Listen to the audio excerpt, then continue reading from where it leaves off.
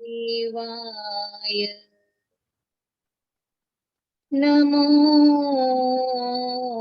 विष्णुपदाय कृष्णप्रेष्ठाय भूतले श्रीमते भक्तिवेदान्त स्वामिने इति नामिने नमस्ते सरस्वती देवी गौरवाणी प्रचारिणे निर्विशेषा शून्यवादी पाश्चात्यदेशातारिणे जय श्री कृष्ण चैतन्य प्रभु नित्यानंद श्री अद्वैत गदाधरा श्रीवासादि गौर भक्त वृंदा हरे कृष्ण कृष्ण कृष्ण हरे हरे हरे राम राम राम हरे हरे हरे कृष्ण। जय श्री कृष्ण। सर्वने श्रीला प्रभुपाद की जय। जय श्री कृष्ण। हरे कृष्ण माताजी। धन्यवाद माताजी। हरे कृष्ण। जय श्री कृष्ण सर्वेने। આપ સૌ પ્લીઝ બધા પોતપોતાને મ્યુટ કરી દેજો. હું પણ અહીંયાથી મ્યુટ કરી દઉં છું, કેમ છતાં વચ્ચે વચ્ચે ક્યારેક ડિસ્ટર્બન્સ થાય છે. તો આજે આપણે શરૂ કરીએ શ્રીમદ ભગવદ્ ગીતાનો અધ્યાય 8 અક્ષર બ્રહ્મયોગ, ભગવત પ્રાપ્તિ. એટલે કે અંતકાળે આપણે ભગવાનની પ્રાપ્તિ કરવી હોય તો આપણે શું કરવું જોઈએ, અથવા તો અંતકાળે આપણે કેવી રીતે ભગવાનને યાદ કરીએ તો આપણને ભગવાનની પ્રાપ્તિ થઈ શકે છે. આખી જિંદગી ગમે તે રીતે કાઢી હોય પણ જો એટલીસ્ટ અંતકાળે બી આપણે ભગવાનને સરસ રીતે પ્રાપ્ત કરીએ, પૂરા ભાવથી, પૂરા પ્રેમથી, પૂરી શ્રદ્ધાથી, તો પણ આપણને ભગવાન આપણો હાથ ઝીલવા રેડી છે. એ આપણને આ અધ્યાયમાં જાણવા મળશે. હવે પહેલા અને બીજા શ્લોકમાં અર્જુન 7 થી 8 પ્રશ્ન પૂછે છે. 8 પ્રશ્ન પૂછે છે. હવે આપણે જોઈએ એના પ્રશ્નો શું શું છે.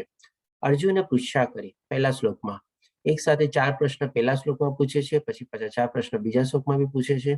હે ભગવાન, હે પુરુષોત્તમ, બ્રહ્મ શું છે, આત્મા શું છે, સકામ કર્મ શું છે, આ ભૌતિક જગત શું છે, તથા દેવતાઓ શું છે. એટલે 5 પ્રશ્ન પૂછી લીધા એક સાથે એક જ પ્રશ્નમાં. કૃપા કરી આ બધું મને સમજાવો. અને ફરીથી બીજા શ્લોકમાં હજી બીજા પ્રશ્ન પૂછે છે. હે મધુસૂદન, યજ્ઞના સ્વામી કોણ છે અને તેઓ શરીરમાં કેવી રીતે રહે છે. 5 અને 2 7. વળી ભક્તિમાં પરોવાયેલા મનુષ્યો અંતકાળે આપને કેવી રીતે જાણી શકે છે. આ 8મો પ્રશ્ન જે છે, છેલ્લો પ્રશ્ન, એ બહુ અગત્યનો પ્રશ્ન છે અને આપણા માટે બહુ જ રિલેવન્ટ છે અને આપણે એને કેવી રીતે એના માટે સમજી શકીએ એ આપણે બહુ જાણવું જરૂરી છે. કારણ કે પેલા 7 પ્રશ્નો ભગવાન શ્રી કૃષ્ણ સંક્ષિપ્તમાં જવાબ આપે છે અને 8મા પ્રશ્નનો એકદમ સરસ રીતે આપણને સમજાવે છે. જો આપણે સમજી જઈએ તો એટલીસ્ટ આપણો અંત સમય બી આપણે સરસ રીતે ગાળી શકીએ અને ભગવાનની પ્રાપ્તિ કરી શકીએ. હવે આ બધા પ્રશ્નો અર્જુનના મનમાં આવે છે ક્યાંથી? કારણ કે દરેક ને દરેક, જેમ આપણે જાણીએ છીએ, પાછલા અધ્યાયથી અથવા પાછલા અધ્યાયમાં કોઈક એવા શ્લોક હોય જેનાથી કંઈક લિંકઅપ હોય, જેથી કરીને અર્જુનને આ પ્રશ્ન ઉભા થાય. તો 7મા અધ્યાયમાં 29મા અને 30મા શ્લોકમાં ભગવાન શ્રી કૃષ્ણ આ બધાનું વર્ણન કરે છે. બ્રહ્મ, આત્મા, કર્મ, આ બધાની ચીજનું અને બ્રહ્મ યજ્ઞ અને બધાનું. એટલા માટે અર્જુન આ બધા પ્રશ્ન એક સાથે 29 અને 30મા શ્લોકમાં જે ભગવાન શ્રી કૃષ્ણ બોલે છે એ બધું એને કંઈક નવું લાગે છે. એટલે તરત ને તરત ભગવાન શ્રી કૃષ્ણને પૂછે છે કે તમે મને આ બધી ચીજ સમજાવો અને અંતકાળમાં હું કેવી રીતે ભગવાન શ્રી કૃષ્ણને પ્રાપ્ત કરી શકીએ, આપણે ભગવાનની પ્રાપ્તિ કરી શકીએ, એ અર્જુન પ્રશ્ન પૂછે છે. તો એના પર દ્વારા આપણને સરસ રીતે જાણકારી મળશે. હવે જોઈએ ભગવાન શ્રી કૃષ્ણ 8 પ્રશ્નનો શું જવાબ આપે છે. તો 3જા શ્લોકમાં ભગવાન શ્રી કૃષ્ણ જવાબ આપવાનું શરૂ કરે છે. પૂર્ણ પુરુષોત્તમ પરમેશ્વરે કહ્યું, અવિનાશી તથા જીવને બ્રહ્મ કહે છે. આપણે પેલા બધા શ્લોકનો જવાબ, ભગવાન શ્રી કૃષ્ણનો જવાબ સમજી લઈએ, પછી એક ટેબ્યુલર ફોર્મમાં આપણે બધાના પ્રશ્નોનો પ્રશ્ન શું હતો, એનો જવાબ શું હતો, જે ભગવાન શ્રી કૃષ્ણ આપ્યો, એ પણ આપણે સરસ રીતે સમજી લેશું. અવિનાશી તથા દિવ્ય જીવને બ્રહ્મ કહે છે.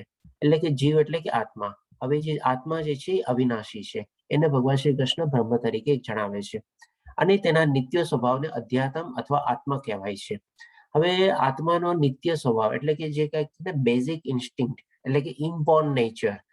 શું છે આત્માનો, શું છે સ્વભાવ? તો કે એ ભક્તિ છે. આત્માને ભક્તિ જોવે છે, અને જો એને ભક્તિ મળી જાય તો હંમેશા આનંદિત રહે છે, હંમેશા સતચિત્ત આનંદ આપણે કહી શકીએ. તો આ રીતે આત્માનો જે જન્મજાત સ્વભાવ છે અથવા તો બેઝિક ઇન્સ્ટિંક્ટ છે એ શું છે? તો કે ભગવાનની ભક્તિ અથવા તો આધ્યાત્મ. જીવોના ભૌતિક શરીરને સંબંધિત ગતિવિધ કર્મ કહેવાય છે.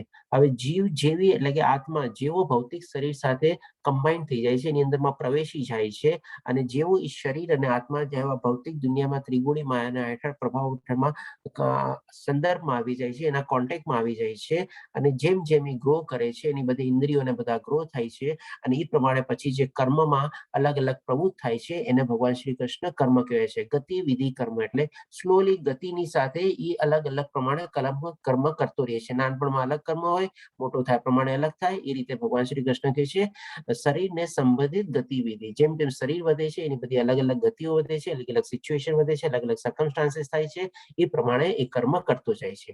આ રીતે ભગવાન શ્રી કૃષ્ણ 3 પ્રશ્નનો જવાબ અહીંયા આપે છે. હજી ભગવાન શ્રી કૃષ્ણ આપણને સમજાવે છે ચોથા શ્લોકમાં, હે દેહધારીઓમાં શ્રેષ્ઠ, નિરંતર પરિવર્તનશીલ આ ભૌતિક પ્રકૃતિ અધિભૂત ભૌતિક અભિવ્યક્તિ કહેવાય છે. એટલે કે આપણી આ સામે જે પ્રકૃતિ છે, નેચર છે, એન્વાયરમેન્ટ છે, એ કન્ટિન્યુઅસ ચેન્જ થતી રહે છે. એ સ્થિર નથી અથવા તો એ સ્થાયી નથી. એટલે કે હંમેશા ઓલવેઝ ચેન્જિંગ નેચર છે એનો. ક્ષણ ક્ષણે હંમેશા એ ચેન્જ થતું રહે છે.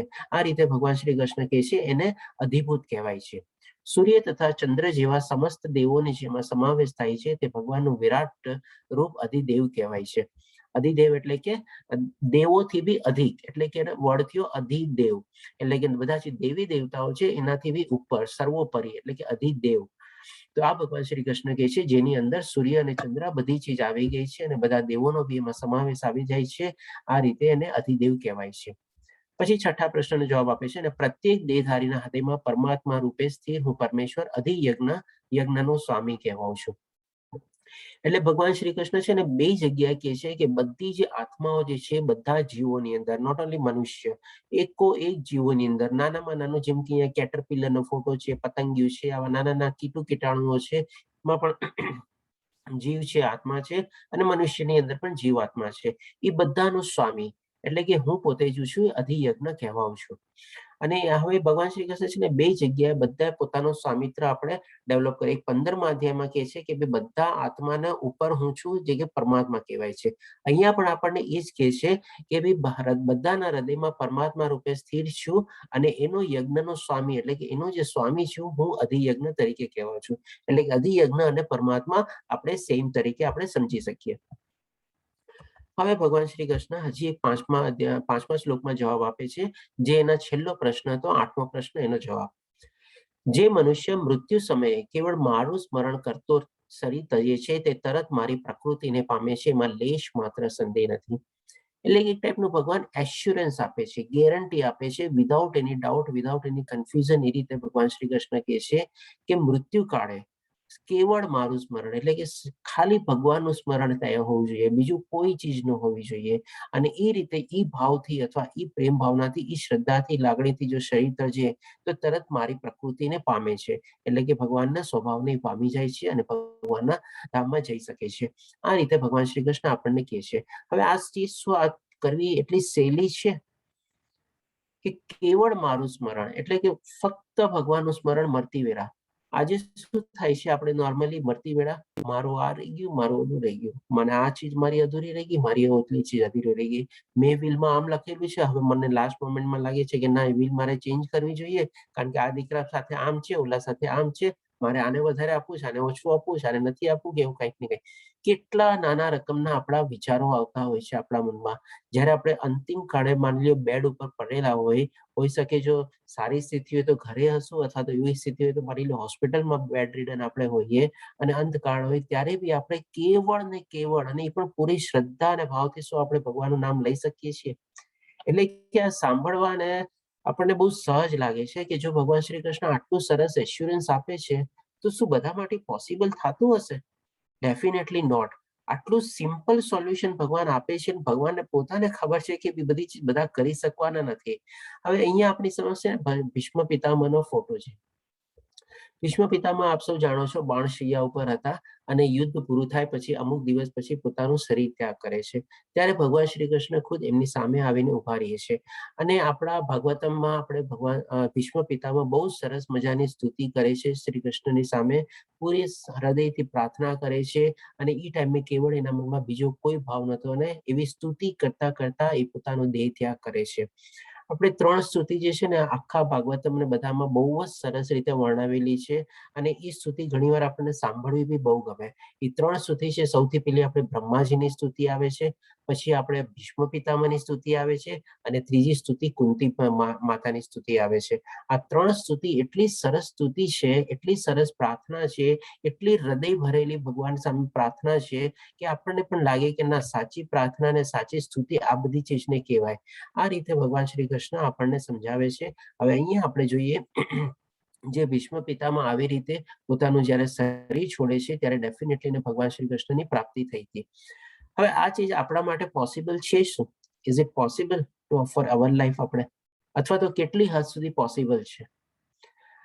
આજે મને એક આપણે દાખલો આપી શકશો કે જે મરતી વેળા સિર્ફ એમના નામના ભગવાનનું નામ હતું અને એમને આપણે કહી શકીએ કે પણ મહાન આત્મા હતા, જે આપણે મોરલેસ સૌ બધા આપણે એના વિશે જાણેલું હશે, કોઈ કે જોયા હશે, જો કોઈકની એવી ઉંમર હશે તો કોઈ એક મને દાખલો આપી શકશે નામ કે જે મરતી વેળા ખાલી ભગવાનનું નામ લે છે? હરે કૃષ્ણ, જય શ્રી કૃષ્ણ. આપ ચેટ બોક્સમાં બી લખી ગાંધીજી શકો છો. ગાંધીજી ગાંધીજી હા જી હા, ગાંધીજી. જ્યારે નાથુરામ ગોડસેને ગોળી મારે છે અને ગોળી મારે છે, જ્યારે શરીર છોડે છે ત્યારે એના મોઢામાંથી શું નીકળે છે? હે રામ. બીજું કાંઈ નથી નીકળતું. ત્યારે એના મનમાં તો બીજું કાંઈ નહોતું નીકળ્યું કે ભાઈ મારે હવે ઇન્ડિયા પાકિસ્તાનનું શું થશે, આ છે, કેવી રીતે છે, ઓલું છે, કોણ રાષ્ટ્રપતિ બનશે, કોણ પ્રધાનમંત્રી બનશે. ભલે પોતાને કોઈ જાતનો કોઈ ઇન્ટરેસ્ટ નહોતો, પણ ત્યારે થોડા ઘણા એ એક્ટિવલી બધી રીતે ઇન્વોલ્વ હતા. તો એ રીતે ત્યારે એના મનમાં કાંઈ નથી નીકળતું, પણ ફક્ત હે રામ વર્ડ નીકળે છે. તો આ રીતે જ્યારે આવા ભાવથી જો આપણે શરીર ત્યાગ કરીએ તો ભગવાન શ્રી કૃષ્ણના કહેવા માટે એમાં લેશ માત્ર બી સંદેહ નથી. એટલે કે without any doubt, without any confusion આપણે ભગવાનની પ્રાપ્તિ કરી શકીએ છીએ. આ આખા અધ્યાયમાં આપણે આ મેઇન ચીજ જાણવાની છે. હવે આપણે જે આગળ બધું સમજશું એ બધું કેવી રીતે થાય છે એ બધા જ એના દ્રષ્ટાંત રૂપે છે. જો આ ચીજ આપણે મેઇન સમજી જઈએ તો આપણને આપણી લાઈફમાં અંતિમ કાળે બી આપણે એટલી જ ભગવાનની પ્રાપ્તિ કરીએ તો સરસ રીતે આપણને એ મળી શકે. 3 સ્તુતિ જણાવો. ઓકે, 3 સ્તુતિ જણાવો. 3 સ્તુતિ છે કે ભીષ્મ પિતામહની સ્તુતિ, કુંતી માતાની સ્તુતિ અને બ્રહ્માજીની સ્તુતિ. આ 3 સ્તુતિ છે. રાજેન્દ્ર પ્રભુજી, આપનો ક્વિઝમાં સોરી ચેટ બોક્સમાં સવાલ હતો. ઓકે. હવે આપણે આ ટેબ્યુલર ફોર્મમાં એકવાર જરા સમરી રીતે જોઈ લઈએ કે ભગવાન શ્રી કૃષ્ણે જે 8 પ્રશ્નોના જવાબ આપ્યા એ આપણે સમજી તો લીધું, તેમ છતાં આપણે આમાં સમજી લઈએ કે આપણે થોડું ક્લિયર ઓર વધારે થઈ જાય. સૌથી પહેલા બ્રહ્મ શું છે? તો કે ભાઈ જીવ અવિનાશી એટલે કે જીવિત અસ્તિત્વ, એટલે કે સેન્સેશન, કોન્શિયસનેસ. એના દ્વારા આપણી આ શરીર આખું મૃતદોષ છે, એનો કોઈ મતલબ નથી જ્યાં સુધી એમાં આત્માનું નિરૂપણ ન થાય ત્યાં સુધી. પછી આવે છે અધ્યાત્મન, એટલે શરીરનો નિયંત્રક. આપણું શરીર શેના થકી ચાલે છે? તો કે આત્મા થકી જ ચાલે છે. તો એનો સ્વભાવ શું છે? તો કે ભાઈ જીવનો સ્વભાવ સ્વયં, એટલે કે એને સેલ્ફ, એને હંમેશા પોતાની સાથે રહેવું ગમે છે અને એનો આધ્યાત્મિક એનો સ્વભાવ છે. કર્મ એટલે કે આપણે જે અલગ અલગ પ્રવૃત્તિઓમાં એમાં રહીએ છીએ એ શું છે? કર્મ ભૌતિક શરીર તરફ દોરી જાય છે. હવે જેવું આપણે ભૌતિક શરીર બધું ગતિવિધિ પ્રમાણે જેમ ભગવાન કૃષ્ણને આપણને સમજાયું, અલગ અલગ સ્ટેજ, અલગ અલગ પ્રમાણે આપણે કર્મમાં આપણે પ્રવૃત્ત થઈએ છીએ. અધિભૂતા એટલે કે આ ભૌતિક દુનિયા, આપણે ભૌતિક પ્રકૃતિ છે જાણીએ છીએ આપણે, એને ભગવાને કીધું અધિભૂતા છે. અધિદેવા એટલે કે સુપ્રીમ દેવતા, એટલે કે દેવોથી પણ ઉપર, એટલે કે વિશ્વરૂપ જેમાં બધા દેવતા બી સામેલ થઈ ગયા છે અને બધા જીવો બી સામેલ થઈ ગયા છે, એ આપણે અધિદેવા. અને અધિયજ્ઞ એટલે કે યજ્ઞનો ભગવાન. આપણે જે બધા યજ્ઞ ને બધું કરીએ છીએ, આપણા બધા આત્માની ઉપર આપણે એક સુપ્રીમ પાવર બેઠો છે જેને આપણે પરમાત્મા તરીકે જાણીએ છીએ. પછી અધિયજ્ઞ ક્યાં રહે છે? તો કે અધિયજ્ઞ આપણા બધાના હૃદયની અંદર રહે છે. હવે મૃત્યુ સમયે કૃષ્ણને કેવી રીતે યાદ રાખવું? તો કે આજીવન યાદ રાખવાનો અભ્યાસ કરવો. તો ડેફિનેટલી હવે ખાલી મરતી વખતે તો આપણને યાદ રહેવાના નથી, આવે કે ન આવે તો એના માટે શું કન્ટિન્યુઅસ પ્રેક્ટિસ આપણે કરવી પડે. અને એટલીસ્ટ લાઈફના એક સર્ટેન સ્ટેજ પછી તો આપણે એના સિવાય બીજી કોઈ આપણી એક્ટિવિટી હોવી જ ન જોઈએ. જે થયું એ બધું ઓકે, જેટલું ભેગું કર્યું બધું બરાબર છે, જે થયું એ બધું કર્યું, એટલીસ્ટ કોઈક એવા કર્મો આપણને આવે તો એનું પ્રાયશ્ચિત થાય તો પ્રાયશ્ચિત કરવાનું, અને બાકી બધું ટોટલ સમય આપણે ભગવાનની ભક્તિમાં જો ગાડીએ તો એટલીસ્ટ આપણો આગલો જન્મ આપણે સુધારી શકીએ. તો આ રીતે આપણે આખા ચેપ્ટરનો સારાંશ રૂપે આમાં આવી ગયું છે. હવે આપણે બાકી બધી જે એક્સ્ટ્રા ચીજો થોડી ઘણી સમજવાની છે સમજી લઈએ. જેમ મેં આપણને કીધું કે મરતી વેળા આપણને ડેફિનેટલી ભગવાનનું એ નામ લેવું કેટલું ડિફિકલ્ટી છે, એના માટે એક નાનકડી સ્ટોરી છે જે આપણે મહાભારતમાંથી લેવામાં આવેલી છે, યુધિષ્ઠિરની અને યક્ષની. હવે એમાં શું છે, હજારો અને હજારો જીવ દરેક ક્ષણે મૃત્યુને મળતા હોય છે, પરંતુ એક મૂર્ખ વ્યક્તિ તેમ છતાં પોતાને મૃત્યુહીન માને છે અને મૃત્યુ માટે તૈયાર નથી. આપણે હંમેશા પોતાના મૃત્યુ માટે તૈયાર નથી. આ દુનિયામાં સૌથી અદ્ભુત વસ્તુ છે. આપણે બધા જાણીએ છીએ મેન ઇઝ મોર્ટલ. માણસ માત્ર મૃત્યુને જ છે પ્રાપ્ત, અને મૃત્યુ તો આવવાનું ને આવવાનું જ છે. એમાં કોઈ એમાં ટાળી આપણે શકવાના જ નથી. તેમ છતાં બી આપણો પહેલેથી સ્વભાવ શું હોય, હજી તો મારે ઘણા વર્ષો જીવવું છે ને, હજી તો બાકી છે ને, આધ્યાત્મિક જર્ની ઠીક છે પછી કરશું, સ્પિરિચ્યુઅલ ઓકે હજી તો ટાઈમ છે ને, આરામથી કરશું. એ રીતે આપણે હંમેશા આપણા મૃત્યુને આપણે ઠેલતા જઈએ છીએ, ટાળતા જઈએ છીએ, એવોઇડ કરતા રહીએ છીએ. પણ ક્યારેય કઈ ક્ષણે આવીને ઊભું રહેવાનું છે એ આપણને કોઈ જાણતા નથી. તેમ છતાં બી આપણે શું કામે આવી રીતે બધું કરીએ છીએ? તો કે ભાઈ આપણી બધી મોહ માયા બધી છે. આપણે એનાથી આપણે અલિપ્ત નથી થઈ શકતા, એનાથી અળગા નથી થઈ શકતા, અલગ નથી શકતા. એટલા માટે આપણે હજી આ ભોગવી લો, આ મેળવી લો, ઓલું મેળવી લો. હવે આપણે સંક્ષિપ્તમાં એકવાર આ સ્ટોરી લઈ લઈએ. આપ સૌ કદાચ જાણતા બી હશો આ સ્ટોરી. જ્યારે બધા પાંડવ લોકો વનવાસમાં ગયા હતા, ત્યારે જંગલમાં એ લોકો બધા હતા. તો જંગલમાં જ્યારે જાય છે, બધાને તરસ લાગે છે, તો ત્યાં એક બાજુમાં કોઈ તળાવ હતું. હવે તળાવમાં પાણી પીવા એ લોકો જાય છે. તો પેલા એક એક પાંડવ કરીને જાય છે ત્યાં પાણી પીવા માટે, અને જેવા એક એક પાંડવ કરીને જાય છે, જેમ કે પેલા નકુલ, સહદેવ, પછી ભીમ, અર્જુન બધા જાય છે, અને આ જે છે છેલ્લે યુધિષ્ઠિર જાય છે. તો જ્યારે એ લોકો પાણી પીવા જાય છે ત્યારે ત્યાં યક્ષ હતા, યક્ષ દેવતા. હવે જેવો પાણી લેવા જાય છે ત્યારે એ લોકો શું છે કે ભાઈ યક્ષ મહારાજ એને પૂછે છે કે ભાઈ ઉભો રહે, સાવધાન કરે છે ને, આ પાણી લેવા પહેલા તું મને એક જવાબ આપ. તો હવે બધા શું છે એને ઇગ્નોર કરે છે, ડિસ્કાર્ડ કરે છે કે ભાઈ ઠીક છે, હવે મારે શું જરૂર છે એને જવાબ આપવાની, મને તો ખાલી પાણી પીવું છે, હું પાણી પીને વયો જાઉં છું, ઓકે. એ રીતે એને અવોઇડ કરવાની કોશિશ કરે છે. પછી યક્ષ કહે છે કે બીજો તમારો પ્રશ્નનો જવાબ નહીં આપતો તને મૂર્છિત થઈ જઈશ. તો એ લોકો એવોઇડ કરે છે અને પણ પાણી પીવાની કોશિશ કરે છે, તો પોતાનું લે છે અંજલિમાં પાણી, પણ એ લોકો ડેફિનેટલી મૂર્છિત થઈ જાય છે. તો અહીંયા આપણે ફોટામાં જોઈ શકશો કે 4 જણા મૂર્છિત અવસ્થામાં પડેલા છે.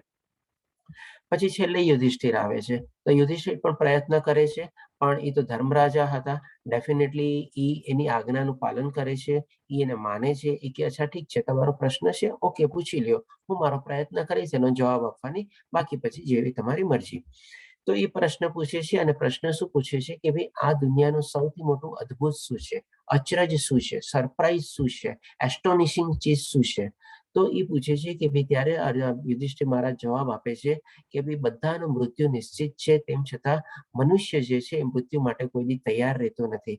આપણે તૈયારનું ડેફિનેશન શું છે? ગમે તે ક્ષણે મૃત્યુ આવે આપણે એને આમ ગળે લગાડવું જોઈએ. આપણે આવ ભાઈ, હું તારી જ રાહ જોઈને બેઠો હતો, હવે બધું જે છે એ ઠીક છે, બસ ઓકે, બધું છોડીને જવું જ છે, કાંઈ સાથે તો લઈને જ જવાનું, તો પછી શું કામે ટાળીએ આપણે, શું કામે એને આપણે એવોઇડ કરીએ? આ રીતે યુધિષ્ઠિર જવાબ આપે છે, એનો જવાબ માન્ય રાખે છે યક્ષ, અને પછી એને પાછા આપણે જે 4 પાંડવો હતા એને ફરીથી જીવિત બી કરે છે. આ એક નાનકડી સ્ટોરી હતી કે જે આપણા માટે બહુ રિલેવન્ટ છે. તો સૌથી પહેલા આપણે લર્નિંગ આમાંથી શું છે, 4 પાંડવોમાંથી લેવાની છે. આપણે શું હંમેશા એવોઇડ કરીએ છીએ, ઇગ્નોર કરીએ છીએ, જે લોકોને યક્ષને એવોઇડ કર્યા. યક્ષ એટલે કે આપણે યમદૂત.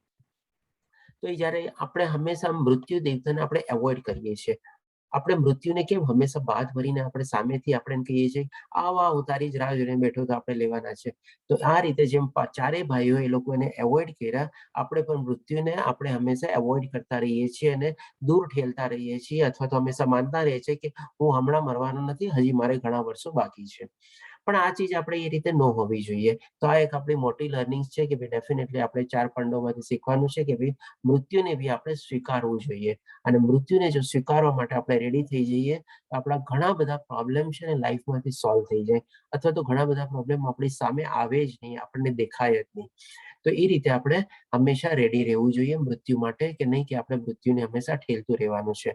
જસ્ટ આપણે એક લર્નિંગ તરીકે આ સ્ટોરીમાંથી લઈ શકીએ આપણે, અને આ રીતે આપણે જો લર્નિંગ આપણે આગળ વધારીએ, આપણી લાઈફ બહુ સરસ સિમ્પલ બની જાય. કે છે ને, life is very simple, we make it complicated. તો એનું મોટું કારણ એ જ છે કે ભાઈ આપણને બધા હજી ભોગોની ભોગવવાની ઈચ્છા છે ને મૃત્યુના માટે આપણે તૈયાર રહેતા નથી કોઈ દિવસ.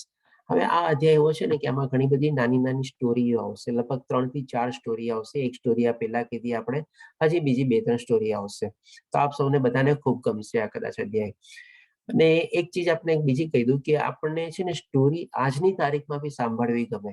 એ શું કામે ગમે ખબર છે? નાનું જે બાળક હોય ને એને પણ આપણે સ્ટોરી કહીએ ને તો એને સાંભળવી ગમે. અને કોઈ મોટો માણસ બી થઈ જાય ને એને બી ક્યારેક તમે કોઈ અચાનક આમ સ્ટોરી કહો ને તો એ ધ્યાનથી સાંભળે સ્ટોરી આમ કરીને, હા ઓકે, કોઈ બોર ન થાય. ઇવન કોઈ નાના છોકરાઓને બી સ્ટોરી કહેતા હોય ને તો મોટા લોકો થોડું ઘણું એમાં ધ્યાનથી સાંભળે, એમાં ઇન્ટરેસ્ટ પાડે, એ બોર ન થાય. આ પણ છે ને એક આપણો આત્માનો કેરેક્ટરિસ્ટિક છે. આપણને સ્ટોરી શું કામે ગમે છે સાંભળવી? તો એક નાનકડી to be on the lighter side, out of the way આપણે થોડુંક લઈ લઈએ કે ભાઈ આપણે શું છે નાના હોઈએ ને બાળક હોઈએ ને ત્યારે આપણને છે ને માતા પાસેથી એવી ઘણી બધી નાની નાની સ્ટોરીઓ છે ને સાંભળવા મળી હોય અને એ આપણે એના છે ને હેવાયા થઈ જાય, આપણે હેબિચ્યુએટેડ થઈ જાય, આપણને આદત એક ટાઈપની પડી જાય. પછી શું જેમ જેમ મોટા થઈએ બાકી બધું તો આપણે જાણીએ જ છીએ, તો એ આપણી પાઠથી છે ને કટ ઓફ થઈ જાય. પણ આપણી આત્માને જે છે ને એ બધી ચીજ બધું બહુ ગમી હોય, એને બહુ સરસ લાગે બધી ચીજ. તો જયારે મોટા બી થઈએ ને તો ક્યારે બી આવી કોઈ સ્ટોરી સાંભળવાનો મોકો આવે ને, ઓ શું છે કે તો મને જરા શાંતિ, આપણે એ સ્ટોરી સાંભળવા તરત લાગી જાય. કારણ કે એ બધી ચીજ છે ને આપણી આત્માને બહુ ગમે છે. આપણે કહે ને કે ભાઈ સોલ સુથિંગ, એટલે કે આત્માને બહુ સુથિંગ, એટલે કે બહુ સરસ રીતે મજાનું સંભળાવતા હોય, ગમે એ સાંભળવી ચીજ એ બધી ચીજ. તો આ રીતે કદાચ હોઈ શકે આપ લોકો બી બધા એ સ્ટોરીને બધાને એન્જોય કરશો. I hope for the best. Okay, હવે ભગવાન શ્રી કૃષ્ણ કહે છે 6થા શ્લોકમાં, હે કુંતી પુત્ર, શરીરનો ત્યાગ કરતી વખતે મનુષ્ય જે ભાવનું સ્મરણ કરે છે એવા જ ભાવને તે નિશ્ચિતપણે પ્રાપ્ત કરે છે. હવે આ પણ એક છે ને માઇગ્રેશન પ્રોસેસ છે. આપણે જેમ આત્મા એક શરીર છોડીને બીજા શરીરમાં જાય છે, જેમ મેં સ્ટાર્ટિંગમાં કીધું હતું, અલગ અલગ અધ્યાયમાં એવા બધા ઘણા અલગ અલગ શ્લોક આવશે કે જેથી કરીને આપ જો પેન ને કાગળ લઈને બેસો તો આપને એનો જવાબ મળતો રહેશે.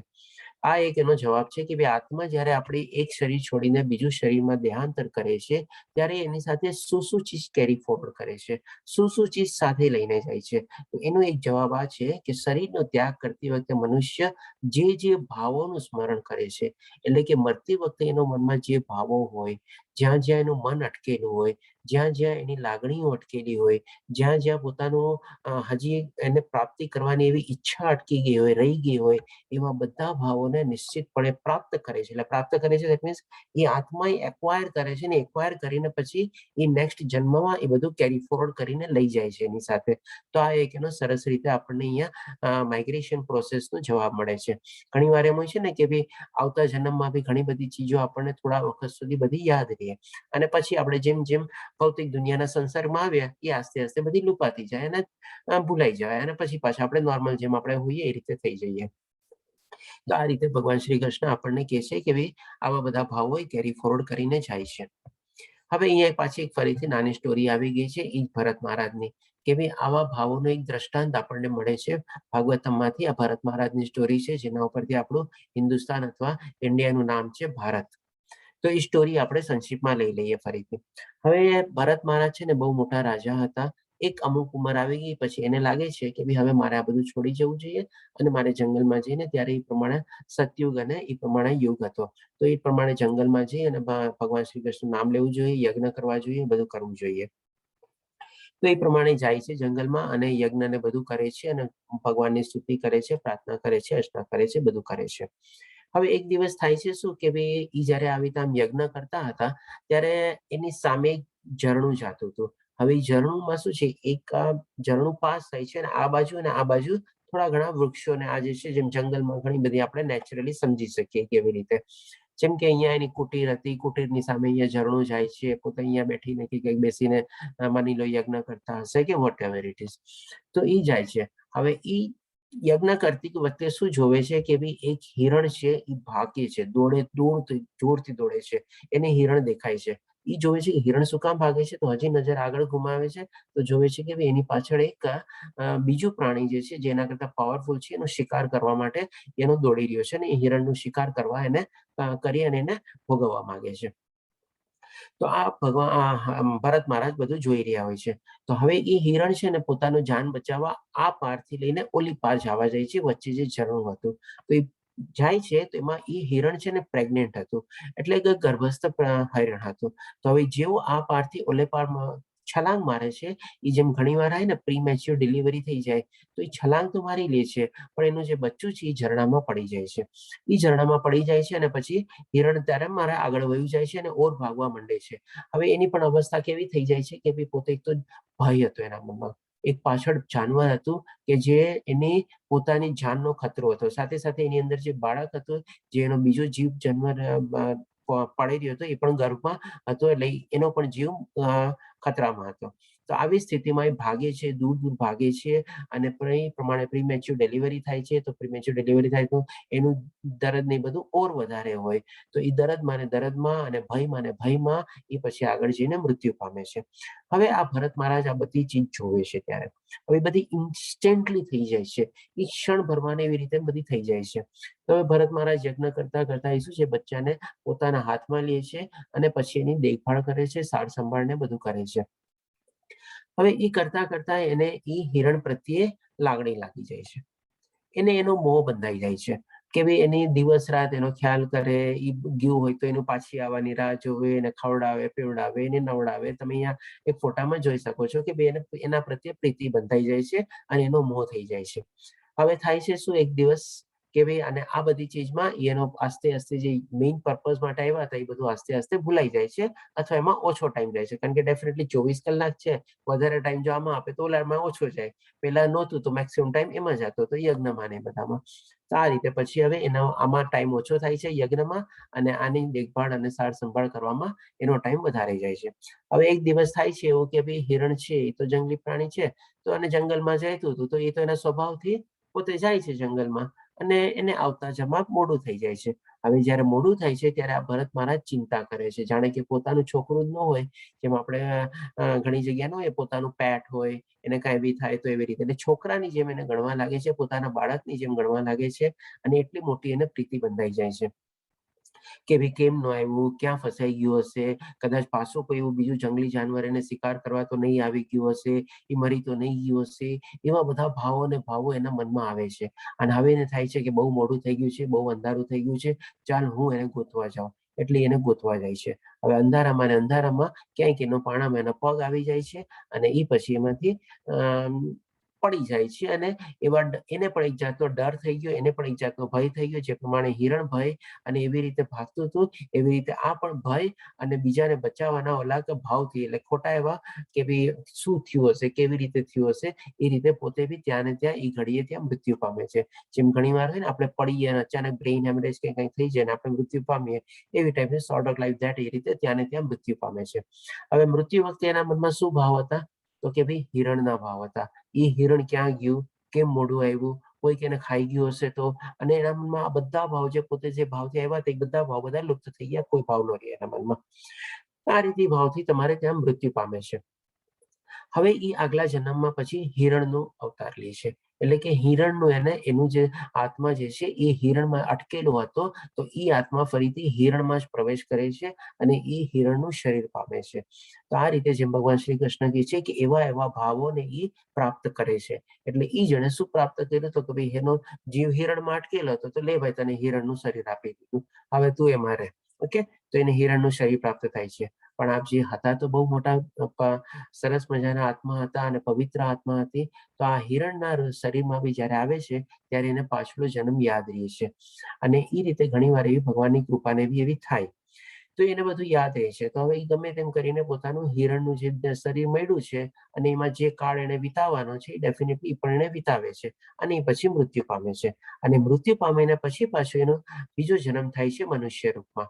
તો મનુષ્ય રૂપમાં જયારે જન્મ થાય છે ત્યારે એને ફરીથી યાદ હોય છે, અને પોતે જે ભૂલ કરી એ એને મનોમન યાદ કરે છે, અને પોતે ટોટલી એકદમ ચૂપ થઈ જાય છે.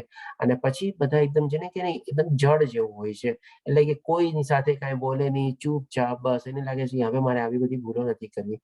એટલે એનું નામ ત્યારે જડ ભરત પડે છે. આ આખી સ્ટોરી ભાગવતમમાં એમાં છે. ઇવન યુટ્યુબમાં બી તમને કદાચ આના વિડીયો ની મળી જશે. હવે એનું નામ જળ ભરત પડે છે. જળ ભરત પડીને પછી એક વાર શું છે એ જસ્ટ એક સોર્ટ ઓફ નાની મોટી જિંદગી જીવતો હોય છે અને બહુ કઈ એટલું ઓલું એને મતલબ રહેતો નથી. તો એકવાર શું છે કે રાજાની પાલખી જાય છે, એમાં એને પાલખી ઉપાડવાનો મોકો મળે છે. તો એ પાલખી ઉપાડીને ઈ પાર કરે છે. હવે ઈ એટલો બધો કોન્શિયસ હતો કે જયારે ચાલે છે ને ત્યારે બી રસ્તા ઉપર એના પગમાં છે ને નાના નાના જીવજંતુ ન આવે ને એનો ખ્યાલ કરતો. કારણ કે બધું એને નોલેજ તો હતું, જ્ઞાન તો હતું જ બધું. તો હવે ત્યારે રાજા બી છે ને બહુ સ્લો ચલાવતો હતો પાલખી, અને એના કારણે બાકીના બધાને બી ડિસ્ટર્બ થતું હોય. કોઈ જીવજંતુ ચાલે પોતે અટકી જાય, પાછું ઉભો રહે, રાજાને બહુ ઠપકો આપે છે અને એ રીતે પછી ત્યાં પોતે અટકી જાય છે. હવે પછી ઈ જયારે આસ્તે આસ્તે એની ગતિ પ્રાપ્ત કરે છે, આ તો જસ્ટ એક ખોલી તમને કેવા ખાતર એ રાજાનું, નહીં તો એને આપણે એક્સપ્લોર બી કરી શકીએ પાર્ટને. તો હવે જયારે આસ્તે આસ્તે ગતિ થાય છે ત્યારે ફરીથી પાછી જળ ભરતના રૂપમાં ભગવાનની સ્તુતિ કરે છે, પ્રાર્થના કરે છે, અને ત્યારે ઈ જન્મમાં એની મુક્તિ થાય છે. આ રીતે ભગવાન શ્રી કૃષ્ણ જે આપણને શ્લોક કીધો એના સંદર્ભમાં સ્ટોરી હતી કે કેવા કેવા ભાવ આપણી આત્મા પ્રાપ્ત કરી શકે છે. તો ડેફિનેટલી આજે મરતી વખતે આપણો જો જીવ કોઈ ચીજમાં અટકેલો હોય કે મને આ ચીજ નથી મળી, ઓલી ચીજ નથી મળી, તો આપણે એવી નિર્જીવ રૂપમાં બી આપણે ઘણીવાર આપણો આત્મા આપણે ટ્રાન્સફર થાય અને પછી એના રૂપે આપણે કોઈકની સાથે સંસર્ગમાં કેવી રીતે આવી શકીએ. તો આ એની 11th સ્ટોરી હતી આપણે. હવે ભગવાન શ્રી કૃષ્ણ 7મા શ્લોકમાં કહે છે, તેથી હે અર્જુન, હવે શું કહે છે કે સો ધેરફોર હેન્સ, એટલે કે આવી રીતે હે અર્જુન, તારે સદા કૃષ્ણ રૂપમાં મારું ચિંતન કરતું રહેવું. એટલે કે આનું એકમાત્ર સોલ્યુશન શું છે? કારણ કે મૃત્યુ તો ગમે ત્યારે આવી જાય, એટલે કે એના માટે પ્રિપેરેશન શું કરવાની આપણે? તો કે ઓલવેઝ કોન્સ્ટન્ટ આપણે ભગવાનનું નામ લેતું રહેવાનું. કે જ્યારે આવીને જેમ ઓલો પાણો પડી ગયો, આપણે રસ્તા ચાલતા ચાલતા માની લો કોઈ એવો એક્સિડન્ટ થઈ જાય તો પણ આપણા મનમાં એ ચિંતન ચાલતું જ રહે. એટલા માટે સોલ્યુશન રૂપી કહે છે, તારે સદા કૃષ્ણ રૂપમાં મારું ચિંતન કરવું અને તે સાથે યુદ્ધ કરવાનું તારું નિર્ધારિત કર્તવ્ય પણ કરવું જોઈએ. હવે આને આપણે આજની સેન્સમાં લઈએ. આમાં ભગવાન શ્રી કૃષ્ણ શું છે, બે ચીજ કરવાનું કહે છે કે નિર્ધારિત કર્તવ્ય પણ કરતું રહેવું જોઈએ અને નિરંતર મારું ચિંતન બી કરવું જોઈએ. તો શું પેલા આપણે એ એક્ઝામ્પલ લઈ લે કે તો એ ટાઈમમાં શું અર્જુન બાણ છોડે, હે કૃષ્ણ કરીને શું બાણ છોડે એવી રીતે કરતો હશે? આજે બી આપણે કોઈ કામ કરતા હોય તો કેવી રીતે કરવાનું? તો આનો મતલબ આપણે લઈ લઈએ, થોડું પ્રેક્ટિકલ સેન્સમાં જોઈ લઈએ કે આપણે જે કાંઈ પણ કામ કરતા હોઈએ એ બધું કૃષ્ણની ભાવનાથી કામ કરવાનું, એને હંમેશા ધ્યાનમાં રાખીને કામ કરવાનું અને આપણે આપણો સ્વધર્મ નિભાવતો રહેવાનું. તો શું એ બે ફાયદા થાય. એક તો શું આપણું કામમાં આપણે મન બી લાગે, આપણે કન્ટિન્યુઅસલી સરસ રીતે કામ કરી શકીએ, કેમ કે આપણે કૃષ્ણની ભાવનાથી કામ કર્યું છે અને એમાં આપણને ક્યાંય બી આપણે ના કે ભાઈ ખોટી રીતે કામ કરવું, આમ કરવું. અને બીજું આપણને ફાયદો શું થાય કે ભાઈ એ કામ સરસ રીતે પાર પાડે, કારણ કે ભગવાનને આપણે અર્પણ કરીને કામ કરીએ છીએ અને ડેફિનેટલી આપણે કોઈ ખોટું કામ બી ન કરીએ. એટલે કે આજે જે કરપ્શન ને આજે બધું જે છે એ બધા કરવા બી આપણે પ્રેરાઈએ નહીં. જો કોઈનો એવો ટાઈપનો જોબ અથવા એવી એક્ટિવિટી ને હોય તો આ એક ભાવ છે આપણને. બીજો ભાવ એ રીતે આપણે કહી શકીએ કે આપણે બે રીતે આપણને બેનિફિટ થાય જો આપણે બધા કામ ભગવાનને અર્પણ કરીને કરીએ, એની ભાવનાથી આપણે કરીએ તો. અને બીજું ભગવાન શ્રી કૃષ્ણ શું કહે છે કે સદાય મારું ચિંતન, એટલે ક્યારે બી આપણને સ્પેર ટાઈમ મળી ગયો હોય તો સ્પેર ટાઈમમાં આજે આપણે શું કરીએ છીએ? તો તરત ને તરત મોબાઈલ ઉઠાવીને બસ લાગી ગયા. તો હવે ઈ જો આપણને ટાઈમ મળી ગયો હોય તો ઈ ટાઈમ આપણે કોઈક માની લીજો આજે શ્લોકા પઠન કે એવું કંઈક કરતા હોય અને એક શ્લોક ઠીક છે, ઓકે, ઈ જ મોબાઈલમાં માની લો કોઈ કે આપણને રેકોર્ડિંગ મોકલાવ્યું અને આપણે ઇયરફોન લગાડી કે એમને બધા બેઠા હોય તો ચાલો ઇયરફોન લગાડીને 4-5 વાર સાંભળી લીધો અને યાદ કરવાની કોશિશ કરી લીધી, તો એ પણ ભગવાનનું ચિંતન જ છે ને. તો આ રીતે આપણે આપણો ટાઈમ બી યુટિલાઇઝ કરી શકીએ અને એને આપણે સરસ રીતે બધું કરી શકીએ. તો આવી રીતે ક્યારે બી હોય ભગવાનનું નામ લેતું રહે. ઇવન રસ્તામાં બી આપણે જતા હોઈએ આપણે ઘણા એવા ખોટા કોલ્સમાં ને એમાં બિઝી હોઈએ છીએ, તો એ કોલની બદલે આપણે આવી રીતે આપણો ટાઈમ યુટિલાઇઝ કરી શકીએ. કાંઈ ન હોય તો બી ભગવાનનું નામ બી લઈ શકીએ આપણે. તો આ રીતે આપણે એને પ્રેક્ટિકલ સેન્સમાં આજની તારીખમાં આ રીતે લઈ શકીએ આપણે. એવું નથી કે આ બધી ચીજ ઇમ્પ્રેક્ટિકલ છે. It is quite possible and it is quite practical be. તારા કાર્યોનું મને સમર્પણ કરીને અને તારા મન તથા બુદ્ધિને મારામાં સ્થિર કરીને તું નિશ્ચિતપણે મને પ્રાપ્ત કરીશ. એ ચીજ ભગવાન શ્રી કૃષ્ણ કહે છે. હવે 8મા શ્લોકમાં ભગવાન શ્રી કૃષ્ણ કહે છે, હે પાર્થ, જે મનુષ્ય પોતાના મનને મારું સ્મરણ કરવામાં સદા મગ્ન રાખીને અવિચળ ભાવથી પૂર્ણ પુરુષોત્તમ પરમેશ્વર રૂપે મારું ધ્યાન કરે છે તે નિશ્ચિતપણે મને પ્રાપ્ત કરે છે. અલ્ટિમેટલી ભગવાન શ્રી કૃષ્ણ ફરીથી પાછું આગળ રિપીટ કરીને કહે છે કે આ બધું ચીજો સરળ હંમેશા મારું મનમાં ધ્યાન કર અને અવિચળ ભાવથી પૂર્ણપણે પુરુષોત્તમ પરમેશ્વર રૂપે મારું ધ્યાન કર, તું મને નિશ્ચિતપણે પામીશ. હવે પાછી એક ત્રીજી સ્ટોરી આવી ગઈ. હવે એ સંદર્ભમાં આપણે કે ભાઈ આમાં શું કે છે ભગવાન શ્રી કૃષ્ણ પોતાના મનને મારું સ્મરણ કરવામાં એટલે કે ભગવાનને યાદ કરવામાં. હવે આના રિલેટેડમાં આપણે આ સ્ટોરી જોઈએ કે અજામિલ કેવી રીતે ભગવાનને અંતકાળે સ્મરણ કરે છે, ભગવાનનું યાદ કરે છે, ભગવાન પોતે આવે છે અને એની મુક્તિનો માર્ગ ખોલે છે. આ રીતે આના સંદર્ભમાં છે કે પોતાના મનને મારું સ્મરણ કરવાના. પહેલાનો હતો સ્ટોરી આપણે ભરત રાજાની કે કેવા કેવા ભાવથી કેરી ફોરવર્ડ થાય છે, એના રેફરન્સમાં સ્ટોરી લીધી. હવે આ સ્ટોરી લઈશું કેવા ભાવથી આપણે જો અંતકાળે ભગવાનનું સ્મરણ કરીએ તો ભગવાન એ આપણો હાથ ઝીલવા હંમેશા તત્પર છે અને આપણને મદદ કરવા રેડી છે. તો ચાલો આપણે હવે અજામિલની બી સ્ટોરી સંક્ષિપ્તમાં લઈ લઈએ. હવે અજામિલ આની પણ સ્ટોરી આપ જોશો યુટ્યુબમાં બતાવવા મળશે. આનો તો બહુ મોટો એક પપેટ શો ની વિડીયો છે આખો, અને લગભગ અડધી પોણી કલાકની સ્ટોરી છે. આપણે સંક્ષિપ્તમાં લઈએ. અજામિલ બી એક બહુ મોટા આત્મા હતા અને બહુ મોટા બ્રાહ્મણ હતા. જન્મે બ્રાહ્મણ નહીં પણ કર્મ દ્વારા બ્રાહ્મણ હતા અને ડેફિનેટલી એ જ્ઞાન દ્વારા બી બ્રાહ્મણ હતા. તો અને એના પિતા બી બહુ મોટા એ ગામમાં પંડિત તરીકે મહાપંડિત તરીકે કહેવાતા અને બહુ સરસ મોટા બ્રાહ્મણ હતા. તો હવે અજામિલ એકવાર જંગલમાં લાકડા કાપવા જાય છે. હવે એ લોકોને બધાને ત્યાં શું પોતાને નિર્વાહ માટે જંગલમાં જઈને લાકડા કાપે ને બધું કરવું પડતું. તો એ જંગલમાં લાકડા કાપવા જાય છે. જંગલમાં લાકડા જાતી વખતે જયારે એને એક અવાજ સંભળાય છે કે હા હા હા કેવું કઈ બી તમારે, તો એને એમ લાગે છે કે ચલ ને જોઉં જરા શું છે. આવી રીતે એ એક ઝાડ પાછળ રહીને જોવા જાય છે કે ભાઈ શેનો અવાજ આવે છે આટલો સરસ એ હા હા ને બધું હસે છે શું છે. તો કે ભાઈ ત્યાં એક પુરુષ એક સ્ત્રીને આલિંગન કરી રહ્યો હતો, એ રીતે અવાજ આવે છે. હવે આને શું થાય છે, ઓર જરાક ધ્યાનથી જોઈ લો ને શું છે, કોણ છે, કેવી રીતે છે. એ જોવે છે કે એ જ પોતાના ગામની એક પ્રોસ્ટિટ્યુટ જે બહુ ફેમસ હતી ઈ છે અને એક આ બીજો પુરુષ છે. તો આ ચીજ જોવે છે. હવે આ ચીજ જોઈને એનું મન લપસી ગયું ત્યાં. કે ને આપણે છઠ્ઠા અધ્યાયમાં તમે યાદ કરો કે ભાઈ ભક્તિ કરતા કરતા એવી કોઈ સ્થિતિ આવે કે જ્યાં એનું મન ભટકી જાય અને પાછું ત્યાંથી વિચલિત થઈ જાય તો એની ગતિ શું થાય. જસ્ટ એક રિમેમ્બર 37માં શ્લોકમાં અર્જુન જયારે પ્રશ્ન પૂછે છે ને 41માં 43માં શ્લોકમાં ભગવાન શ્રી કૃષ્ણ જવાબ આપે છે. તો આવા મોટા માણસો બી આવી રીતે વિચલિત થઈ શકે. તો એ ટાઈમે એ લપસી જાય છે અને એના મનમાં ભાવ આવે છે કે ભાઈ હું આને ભોગવું. તો કે કોણ, તો આ સ્ત્રીને ભોગવવાની ઈચ્છા થાય છે. હવે સ્ત્રી પાસે જાય છે અને સ્ત્રીને કહે છે કે ભાઈ તું મારી સાથે મારા ઘરે ચાલ, તારે જે જોતું હશે હું તને બધું આપીશ. ઓકે, તો સ્ત્રી બી એની કન્ડિશન મૂકે છે કે ભાઈ મને તો ડેઈલીના આટલું દ્રવ્ય જોવે કેમ કંઈક જોવે. આ ભાઈ સાહેબ કહે છે કે ભાઈ ઓકે ચાલો હું તને આપીશ, તું મારી સાથે આવો.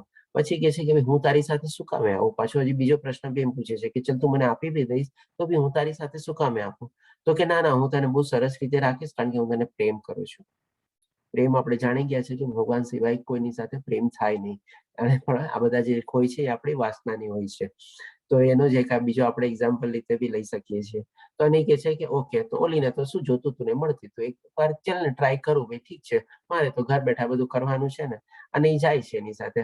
હવે જેવો એને ઘરે લઈને આવે છે એટલે સૌથી પહેલા એ પોતે વિવાહિત હતો, એના બાળકો બી હતા, એના માતા પિતા બી એની સાથે રહેતા હતા. બધા એ લોકો સરસ મજાનું સુખી કુટુંબ હતું અને સરસ રીતે રહેતું હતું. પણ આવી મોટી જયારે એને ભૂલ કરી અને ઘરે લઈને આવ્યો ત્યારે સૌથી પહેલા તો એની પત્ની કહે છે કે ભાઈ આ જ ખોટું કરી રહ્યો છે. જો તો આવી રીતે આમ કરીશ તો હું મારા પુત્રોને બધાને લઈને હું વહી જઈશ. અને ઈ એને છોડીને વહી જાય છે એના પિયરે અને પછી ત્યાં જ એનું પાછું આખી જિંદગી નીકાળે છે. પછી એના માતા પિતા બી જોવે છે કે મારે પેલા એને સમજાવવાની કોશિશ કરે છે કે ભાઈ આ તું ખોટું કરી રહ્યો છે, પણ આ તો ભાઈ આંધળો થઈ ગયો હતો. ના ભાઈ મારે તો કરવું જ છે, આ પ્રમાણે મારે એને રાખવી છે ને મારે એને ભોગવવી છે. તો માતા પિતા બી ઠીક છે કે ભાઈ તો પછી આવું કુકર્મમાં અમે તને સાથ ન આપી શકીએ, અમે પિતાને છોડીને જઈએ છીએ. માતા પિતા બી વયા જાય છે. એની સેવા કરવાની બદલે એને છોડીને વયા જાય છે અને પછી લોકો ત્યાં એકલા બહુ કાળ સુધી એકલા નહીં રહે છે. હવે આપણે જે છે અજામિલ એને ઘણા વર્ષો સુધી ભોગવે છે અને એ ભોગવતા ભોગવતા એને લગભગ 10 પુત્રો થાય છે. અને એનો જે સૌથી નાનો પુત્ર હતો 10મો પુત્ર એનું નામ નારાયણ રાખી દે છે. હવે એવી જેમ આપણે છે ને ઘણી વાર આપણી અંદરથી આત્મા છે ને સ્ફૂર્ણા આપણને અંતસ્ફૂર્ણા આપે. તો એને કેવું કંઈક થાય છે કે ભાઈ ઠીક છે ચાલ આનું નામ નારાયણ રાખી દો.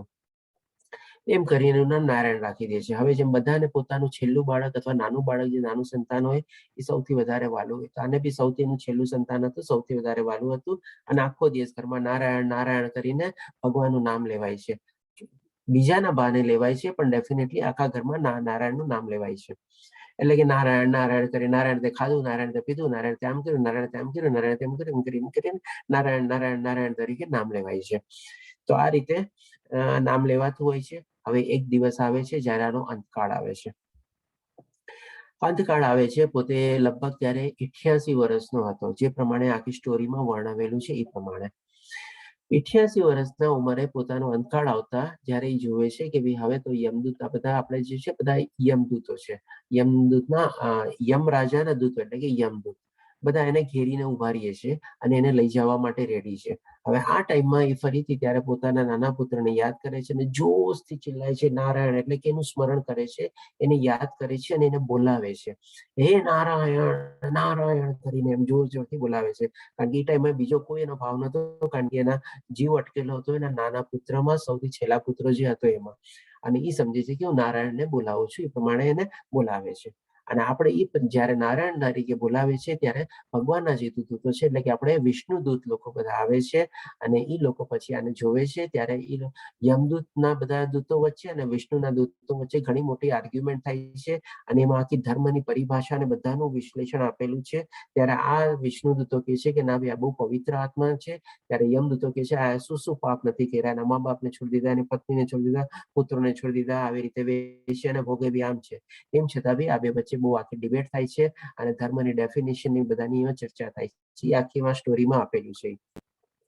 અને ગમે તેમ કરીને પછી વિષ્ણુદૂત લોકો આ બધા યમદૂત લોકોને ભગાડી દે છે અને ફરીથી આને બીજો ચાન્સ આપે છે. એને ઘણીવાર લોકોને પોતાની લાઈફમાં સેકન્ડ ચાન્સ મળે, આને સેકન્ડ ચાન્સ મળે છે. અને પછી જ્યારે એને સેકન્ડ ચાન્સ મળે છે ત્યારે એને બધું સમજાઈ જાય છે કે ભાઈ પોતે શું ભૂલ કરી. અને પછી હરિદ્વાર જાય છે, ભગવાનનું નામ લે છે અને ફરી પછી ત્યાંથી એની જેને મુક્તિ થાય છે. આ રીતે જ્યારે અંતકાળે એ જે સ્મરણ કરે છે, એ સ્મરણ દ્વારા એને શું ફાયદો થાય છે તો કે ભાઈ એને બીજો ચાન્સ મળે છે. ભગવાન શ્રી કૃષ્ણ આવીને એને આપે છે અને પછી એનું પ્રાયશ્ચિત રૂપે કરે છે હરિદ્વાર જઈને, અને પ્રાયશ્ચિત રૂપે પછી ભગવાન શ્રી કૃષ્ણ પાછા આવે છે અને એટલે કે એના વિષ્ણુ દૂતોને મોકલે છે અને આની મુક્તિ થાય છે અજામિલની.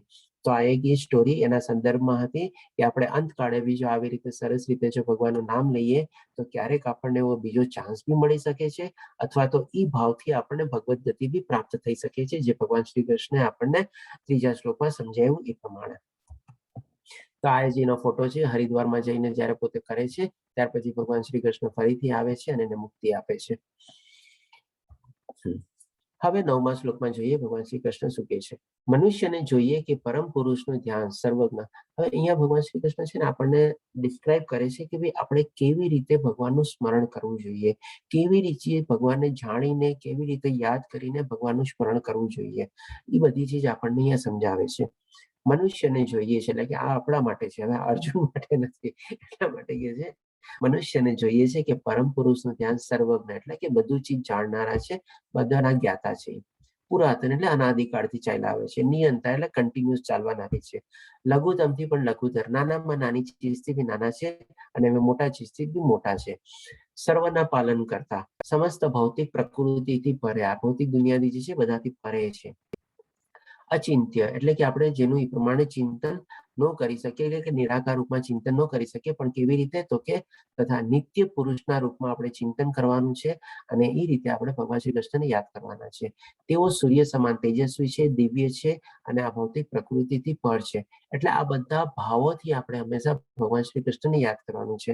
અહીંયા જો બહુ સરસ મજાનું શ્યામ સુંદર રૂપ આપેલું છે, એટલે કે હ્યુમન ફોર્મ આપેલું છે, દેહધારી સ્વરૂપ આપેલું છે, મુકુટધારી છે, બંસી વગાડે છે, એક બ્લેક ક્રોસ છે. આવી રીતે આપણે એક ફોટો કે છબી કે કાંઈ બી લઈ અને ભગવાનને હંમેશા યાદ કરતું રહેવાનું. આવા ભાવ મનમાં હંમેશા યાદ રાખવાના કે ભાઈ ભગવાન શ્રી કૃષ્ણ મારી સામે છે, મને જોવે છે. ક્યાંક એવો ફોટો હોય તો આપણે લગાડી દેવાનો, ન હોય તો આપણા મનમાં એક આપણે ફોટો આપણે પરમાનન્ટલી ચિપકાવી શકીએ, પરમાનન્ટલી રાખી શકીએ કે ભાઈ આવી રીતે આપણે ભગવાનનું ચિંતન કરતા રહેવાનું અને યાદ કરતું રહેવાનું ભગવાનને, અને એનું મનમાં આપણે એ હંમેશા ભગવાનનું નામ બી લેતું રહેવાનું. તો આ રીતે ભગવાન શ્રી કૃષ્ણ આપણને કહે છે કે મનુષ્યને જોઈએ છે. તો આ રીતે જો આપણે ભગવાનનું હંમેશા નામ લેતા રહીએ તો મૃત્યુ ગમે ત્યારે આવે એટલીસ્ટ આપણે એને પ્રાપ્ત કરી શકીએ. ત્યારે આપણે શું કરીએ છીએ, બીજું બધું યાદ કરતા હોઈએ છીએ. તો હવે આવી રીતે શું છે કે ભાઈ અહીંયા બ્રહ્માજીનો છે ફોટો. બ્રહ્માજી બી ભગવાન શ્રી કૃષ્ણની હંમેશા સ્તુતિ કરે છે. અહીંયા શિવજી છે એ પણ ભગવાન શ્રી કૃષ્ણની સ્તુતિ કરે છે. આમાં પણ એક નાનકડી આપણે સ્ટોરી કહી દઉં. એક સમય હતો કે જ્યારે પૃથ્વી લોક ઉપર બહુ બધું ખોટું થતું હતું. અસુરી લોકો હતા, આ છે તે છે. તો આ બધા દેવી દેવતાઓના ફોટા છે. ઇવન અહીંયા તમે જોશો શિવજી બી છે તમારે. તો આ બધા દેવી દેવતાઓ છે ને બ્રહ્માજી પાસે આવે છે કે ભાઈ મૃત્યુલોકમાં એટલે કે પૃથ્વીલોકમાં ઘણું બધું ખોટું ચાલી રહ્યું છે ને ઘણું બધું અસુરી વૃત્તિ થઈ ગઈ છે. અને હવે આપણે શું કરવું જોઈએ કે જેથી કરીને, કારણ કે દેવતા લોકોને ડર લાગે છે ત્યારે ઘણા બધા એવા ખોટા વરદાન અપાઈ ગયા હોય, ઘણા બધા અસુર લોકો પોતાનો શક્તિશાળી એવી રીતે યુઝ કરતા હોય. આપણે બધું શાસ્ત્રમાં ને બધા વાંચી ગયા છે ને ઘણી બધી સ્ટોરી એવી જાણીએ છીએ કે એવા મોટા અસુરો બધા થઈ ગયા છે. બધા બ્રહ્માજીને આવીને કહે છે કે આવી રીતે એમ થાય છે ત્યારે શું કરવું. ત્યારે બ્રહ્માજી પોતે ભગવાન શ્રી કૃષ્ણની સ્તુતિ કરે છે. ત્યારે ભગવાન શ્રી કૃષ્ણ એને કહે છે કે તું ગભરા નહીં, હું આવી રહ્યો છું. એટલે કે ત્યારે ભગવાન શ્રી કૃષ્ણ એક જાતનું ઇન્ડિકેશન મોકલે છે. અને ત્યાર પછી ભગવાન શ્રી કૃષ્ણ આપણે જોઈએ છે કે લગભગ 5000 વર્ષ પહેલા આપણે અવતરિત થયા અને પ્રગટ થયા. તો આ પણ એક નાની સ્ટોરી છે કે ભગવાન બ્રહ્માજીએ પણ ભગવાનને યાદ કરવા પડે છે અને એ કહે છે કે ભાઈ ઠીક છે, હું આવી રહ્યો છું, હું બધાનો નાશ કરીશ. અને એ આપણને ચોથા અધ્યાયના 8મા અને 9મા શ્લોકમાં જે કહે છે યદા યદા ધર્મસ્ય વાળો એ પ્રમાણે પ્રગટ થાય છે અને આ બધાનો નાશ કરે છે અને ધર્મની પુનઃસ્થાપના થાય છે. તો એ રીતે શંકર ભગવાનજી છે, મહાશિવજી છે, એ પણ ભગવાન શ્રી કૃષ્ણની આરાધના કરે છે. એકવાર શું છે, પાર્વતી જે છે, જેમ કે શંકર શિવજીને આપણે મહાદેવ તરીકે બી કહીએ છીએ. એકવાર પાર્વતી માતા શંકર ભગવાનને પૂછે છે કે ભાઈ તમે તો દેવોના દેવ છો, તમે તો મહાદેવ કહેવાઓ છો, તમે કેમ ભગવાન શ્રી કૃષ્ણની પૂજા કરો છો? ત્યારે એ પછી પાર્વતીજીને બધું સમજાવે છે. આને પાછળ એક બહુ મોટી સ્ટોરી છે, આપણે અલગ રીતે પછી. હવે 15મા શ્લોકમાં ભગવાન શ્રી કૃષ્ણ કહે છે, મને પ્રાપ્ત કર્યા પછી કાર્ય નથી કર્યા પછી મહાપુરુષ કે જેઓ ભક્તિ યોગી છે તેઓ દુઃખમય એવા ક્ષણભંગુર જગતમાં કદાપી પાછા આવતા નથી, કારણ કે તેમને પરમ સિદ્ધિ પ્રાપ્ત કરી હોય છે. એટલે કે અહીંયા ભગવાન શ્રી કૃષ્ણ આપણને કહે છે કે જે લોકો મને પ્રાપ્ત કરે છે, જે આગલા શ્લોકોમાં આપણને સમજાવી દીધું કેવી રીતે પ્રાપ્તિ કરી શકે, કેવી રીતે મારું ચિંતન કરી શકે, કેવી રીતે મને મન કરી શકે, કેવી રીતે મારામાં ધ્યાન લગાડી શકે, બધું ભગવાન શ્રી કૃષ્ણ સમજાવ્યું. હવે એનું એન્ડ રિઝલ્ટ બી આપણને કહે છે કે જે આવી રીતે મારામાં મન લગાડી અને મારા ભાવોને થઈને મને પ્રાપ્ત કરે છે, એ લોકો ફરીથી પાછા મૃત્યુલોકમાં આવતા નથી. એટલે કે જન્મ મૃત્યુ જરા વ્યાધિમાં આવતા નથી. એટલે કે ફરીથી પાછું અહીંયા જેમ એક જેલનો ફોટો છે, આપણે ફરીથી પાછું આ જેલમાં આવવું પડતું નથી અને આપણો મોક્ષ થઈ જાય છે અથવા મુક્તિ થઈ જાય છે. હવે 16મા શ્લોકમાં ભગવાન શ્રી કૃષ્ણ કહે છે, હે અર્જુન, આ ભૌતિક જગતમાં સર્વોચ્ચ લોકથી માંડીને નિમ્નતમ સુધીના બધા જ દુઃખોના સ્થાન છે. આપણે એકવાર અહીંયા સુધી સમજી લઈએ. અહીંયા ભગવાન શ્રી કૃષ્ણ કહે છે કે આ ભૌતિક જગત એટલે કે આ જે કાંઈ પણ જગત છે, હવે ભૌતિક જગતની બાઉન્ડ્રી ક્યાં બેસાડે છે ભગવાન, એ સમજીએ આપણે. ભૌતિક જગતમાં સર્વોચ્ચ લોકથી માંડીને નિમ્નતમ સુધીના, એટલે કે સર્વોચ્ચ લોક એટલે શું? ઉપરમાં ઊંચો જે દેવલોક, બ્રહ્મલોક, એની ઉપર બી જે કૃષ્ણલોક, વૈકુંઠલોક છે, એ ઉપરની તરફ અને નીચેની તરફ એટલે કે નિમ્નતમ એટલે કે આપણે ધરતીની ઉપર બી નીચે પાતાળ જે છે, જેમાં આપણે બધા અસુરી લોકો જે છે, નરક છે, એ બધું બી છે. એટલે કે આખી બાઉન્ડ્રી આપણને ભગવાન શ્રી કૃષ્ણ કહે છે. અને બધી જગ્યાએ ભગવાન શ્રી કૃષ્ણ શું કહે છે કે બધા જ દુઃખોના સ્થાન છે. ક્યાંય કોઈ જગ્યાએ કોઈ સુખ આપણને મળવાનું જ નથી. જ્યાં વારંવાર જન્મ તથા મરણ થાય છે. શું કામે થાય છે? તો કે જન્મ મૃત્યુ જરા વ્યાધિ, ચાર જે ચીજ છે એ બધા જગતમાં છે, બધા લોકમાં છે. આપણે તો ખાલી આ પૃથ્વીને જાણીએ છીએ. એટલે ભગવાન શ્રી કૃષ્ણ જો કહે છે અને જેના ઉપર બધા સંશોધન કરી રહ્યા છે, આવા કેટલા લોક હશે, નોબડી નોઝ. કેટલા લોક ઉપર હશે, કેટલા લોક નીચે હશે, આપણને ખબર નથી. પણ ભગવાન શ્રી કૃષ્ણના કહેવા પ્રમાણે આ બધા લોકમાં દુઃખ જ દુઃખ છે અને ક્યાંય સુખ અને શાંતિ નથી, કારણ કે બધામાં ગમે ત્યાં આપણે જઈએ જન્મ મૃત્યુ જરા વ્યાધિ છે. ઇવન બ્રહ્મલોકમાં એટલે કે બ્રહ્માંડનું જે બ્રહ્માજીનું જે લોક છે, તો બ્રહ્માજીનું પણ એક આયુષ્ય છે. આપણે ચોથા અધ્યાયમાં જાણી ગયા હતા. એ આયુષ્ય પછી એ પણ આપણે પતન થવાનું છે અને ફરીથી પાછું થવાનું છે. તો ક્યાંય આપણને સુખ અને શાંતિ મળવાના છે જ નહીં. પરંતુ હે કુંતી પુત્ર, હવે એના સોલ્યુશન તરીકે શું કહે, જે મનુષ્ય મારા ધામને પામે છે તે કદાપી પુનર્જન્મ પામતો નથી. જે પહેલા શ્લોકમાં કીધું ત્યારે એમાં ભક્તિભાવથી આપણને સમજાવ્યું કે આવા ભાવથી જે પામે છે એને ક્યારેય પાછું આવવું પડતું નથી. હવે આ ભગવાન બીજા સંદર્ભમાં એટલે કે આ બધા લોકોને ગણી લે છે એક સાથે, કે જેટલા બી લોકો છે, ઉચ્ચતર લોકો અથવા નીચેતર લોકો, એના રેફરન્સમાં સમજાવે છે કે હવે જેને મુક્તિ મળી જાય છે એ મારા લોકમાં જાય છે અને ત્યાંથી ફરી પાછું કદી આવતો નથી. હવે અહીંયા એક તમારે સિમ્બોલિક તરીકે છે કે સ્વર્ગ પર યુદ્ધ, ત્યાં બી દેવી દેવતાઓ અને બધા વચ્ચે યુદ્ધ ચાલે છે અને ધરતી પર તો યુદ્ધ ચાલે છે, આપણને ખબર જ છે કન્ટિન્યુઅસ કેટલા વોર થઈ ગયા, અને નરકમાં તો ખાલી દર્દ ને દર્દ જ છે. આ જસ્ટ ખાલી સિમ્બોલિક રીતે ઉપર અને નીચેની સ્થિતિ સમજાવી છે. હવે ભગવાન 17 થી 19 શ્લોકમાં કહે છે, માનવીય યુગના અનુસાર 1000 યુગ મળીને આ ઈજ કે મેં જે બ્રહ્માજીનું કીધું ને, બ્રહ્માજીનું કંઈક આયુષ્ય છે. બ્રહ્માજીનો એક દિવસ થાય છે, વળી તેમની રાત્રિ અવિધિ પણ એટલી જ હોય છે. બ્રહ્માજી દિવસમાં આરામ કાળે બધા જીવો અવ્યક્ત દશામાંથી વ્યક્ત થાય છે, અને પછી જ્યારે બ્રહ્માની રાત પડે છે ત્યારે તેનો પુનઃ અવ્યક્ત દશાને પામે છે. વારંવાર જ્યારે બ્રહ્માજીનું દિવસ ઉદય પામે છે ત્યારે બધા જીવો પ્રગટ થાય છે, અને બ્રહ્માની રાત શરૂ થતા તેઓ અસહાયપણે નાશ પામે છે. એટલે કેલ્ક્યુલેશન પ્રમાણે એવું છે કે ભાઈ આપણે કલયુગ એટલે 4,32,000 વર્ષ, એના ડબલ એટલે કે 8,64,000 આપણે થયું. દ્વાપર યુગ 3 ગણું એટલે કે ત્રેતા યુગ, 4,32,000 into 3 અને 4,32,000 into 4 એટલે સતયુગ. આ બધું મળીને આપણે એક યુગ થાય, અને આવા 1000 યુગ એટલે કે એનો બ્રહ્માજીનો એક દિવસ, અને એટલા જ 1000 યુગ બ્રહ્માજીની રાત્રિ, એટલે કે અને એવા 100 એટલે કે એક દિવસ અને એક રાત્રિ થઈ આવા 1000 યુગ મળીને, અને ઇન્ટુ 365 કરીએ એટલે કે બ્રહ્માજીનું એક વર્ષ, અને ઇન્ટુ 100 કરીએ એટલે કે બ્રહ્માજીનું આયુષ્ય. આ બ્રહ્માજીનું આયુષ્ય છે, એ પ્રમાણે એ લોકનો બી નાશ થવાનો છે. આ એક કેલ્ક્યુલેશન આપણે ચોથા અધ્યાયમાં લઈ ગયા હતા. હવે જેને ઘણા આ બધા ન્યુમરોલોજીમાં ને એમાં ઇન્ટરેસ્ટ હોય એમાં એ લોકો ડિટેલમાં લઈ શકે છે. આપણને તો ખબર નથી પડતી એટલી, અને મેં આટલું બધું માથું એમાં માર્યું નથી, કારણ કે મારે કેટલું જીવવું. આપણે તો હમણાં મૃત્યુ માટે રેડી થઈ જવાનું, બસ આ આપણે જોઈને. હવે 20મા શ્લોકમાં ભગવાન શ્રી કૃષ્ણ કહે છે, આ સિવાય એક અન્ય અવ્યક્ત પ્રકૃતિ છે જે શાશ્વત છે. એટલે કે આ સિવાય એટલે કે શું, ભગવાન શ્રી કૃષ્ણ ઉચ્ચતર લોક અને નીચતર લોક બંનેનું આપણે ડિસ્ક્રિપ્શન આપ્યું.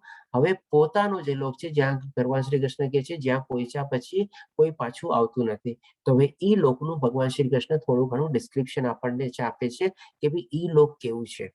આ સિવાય એક અન્ય અવ્યક્ત પ્રકૃતિ છે, ડેફિનેટલી પણ અવ્યક્ત છે, પણ જે શાશ્વત છે એટલે કે પરમાનન્ટ છે, અને આ વ્યક્ત તથા અવ્યક્ત પદાર્થથી પરે છે, એટલે બધાથી ઉપર છે.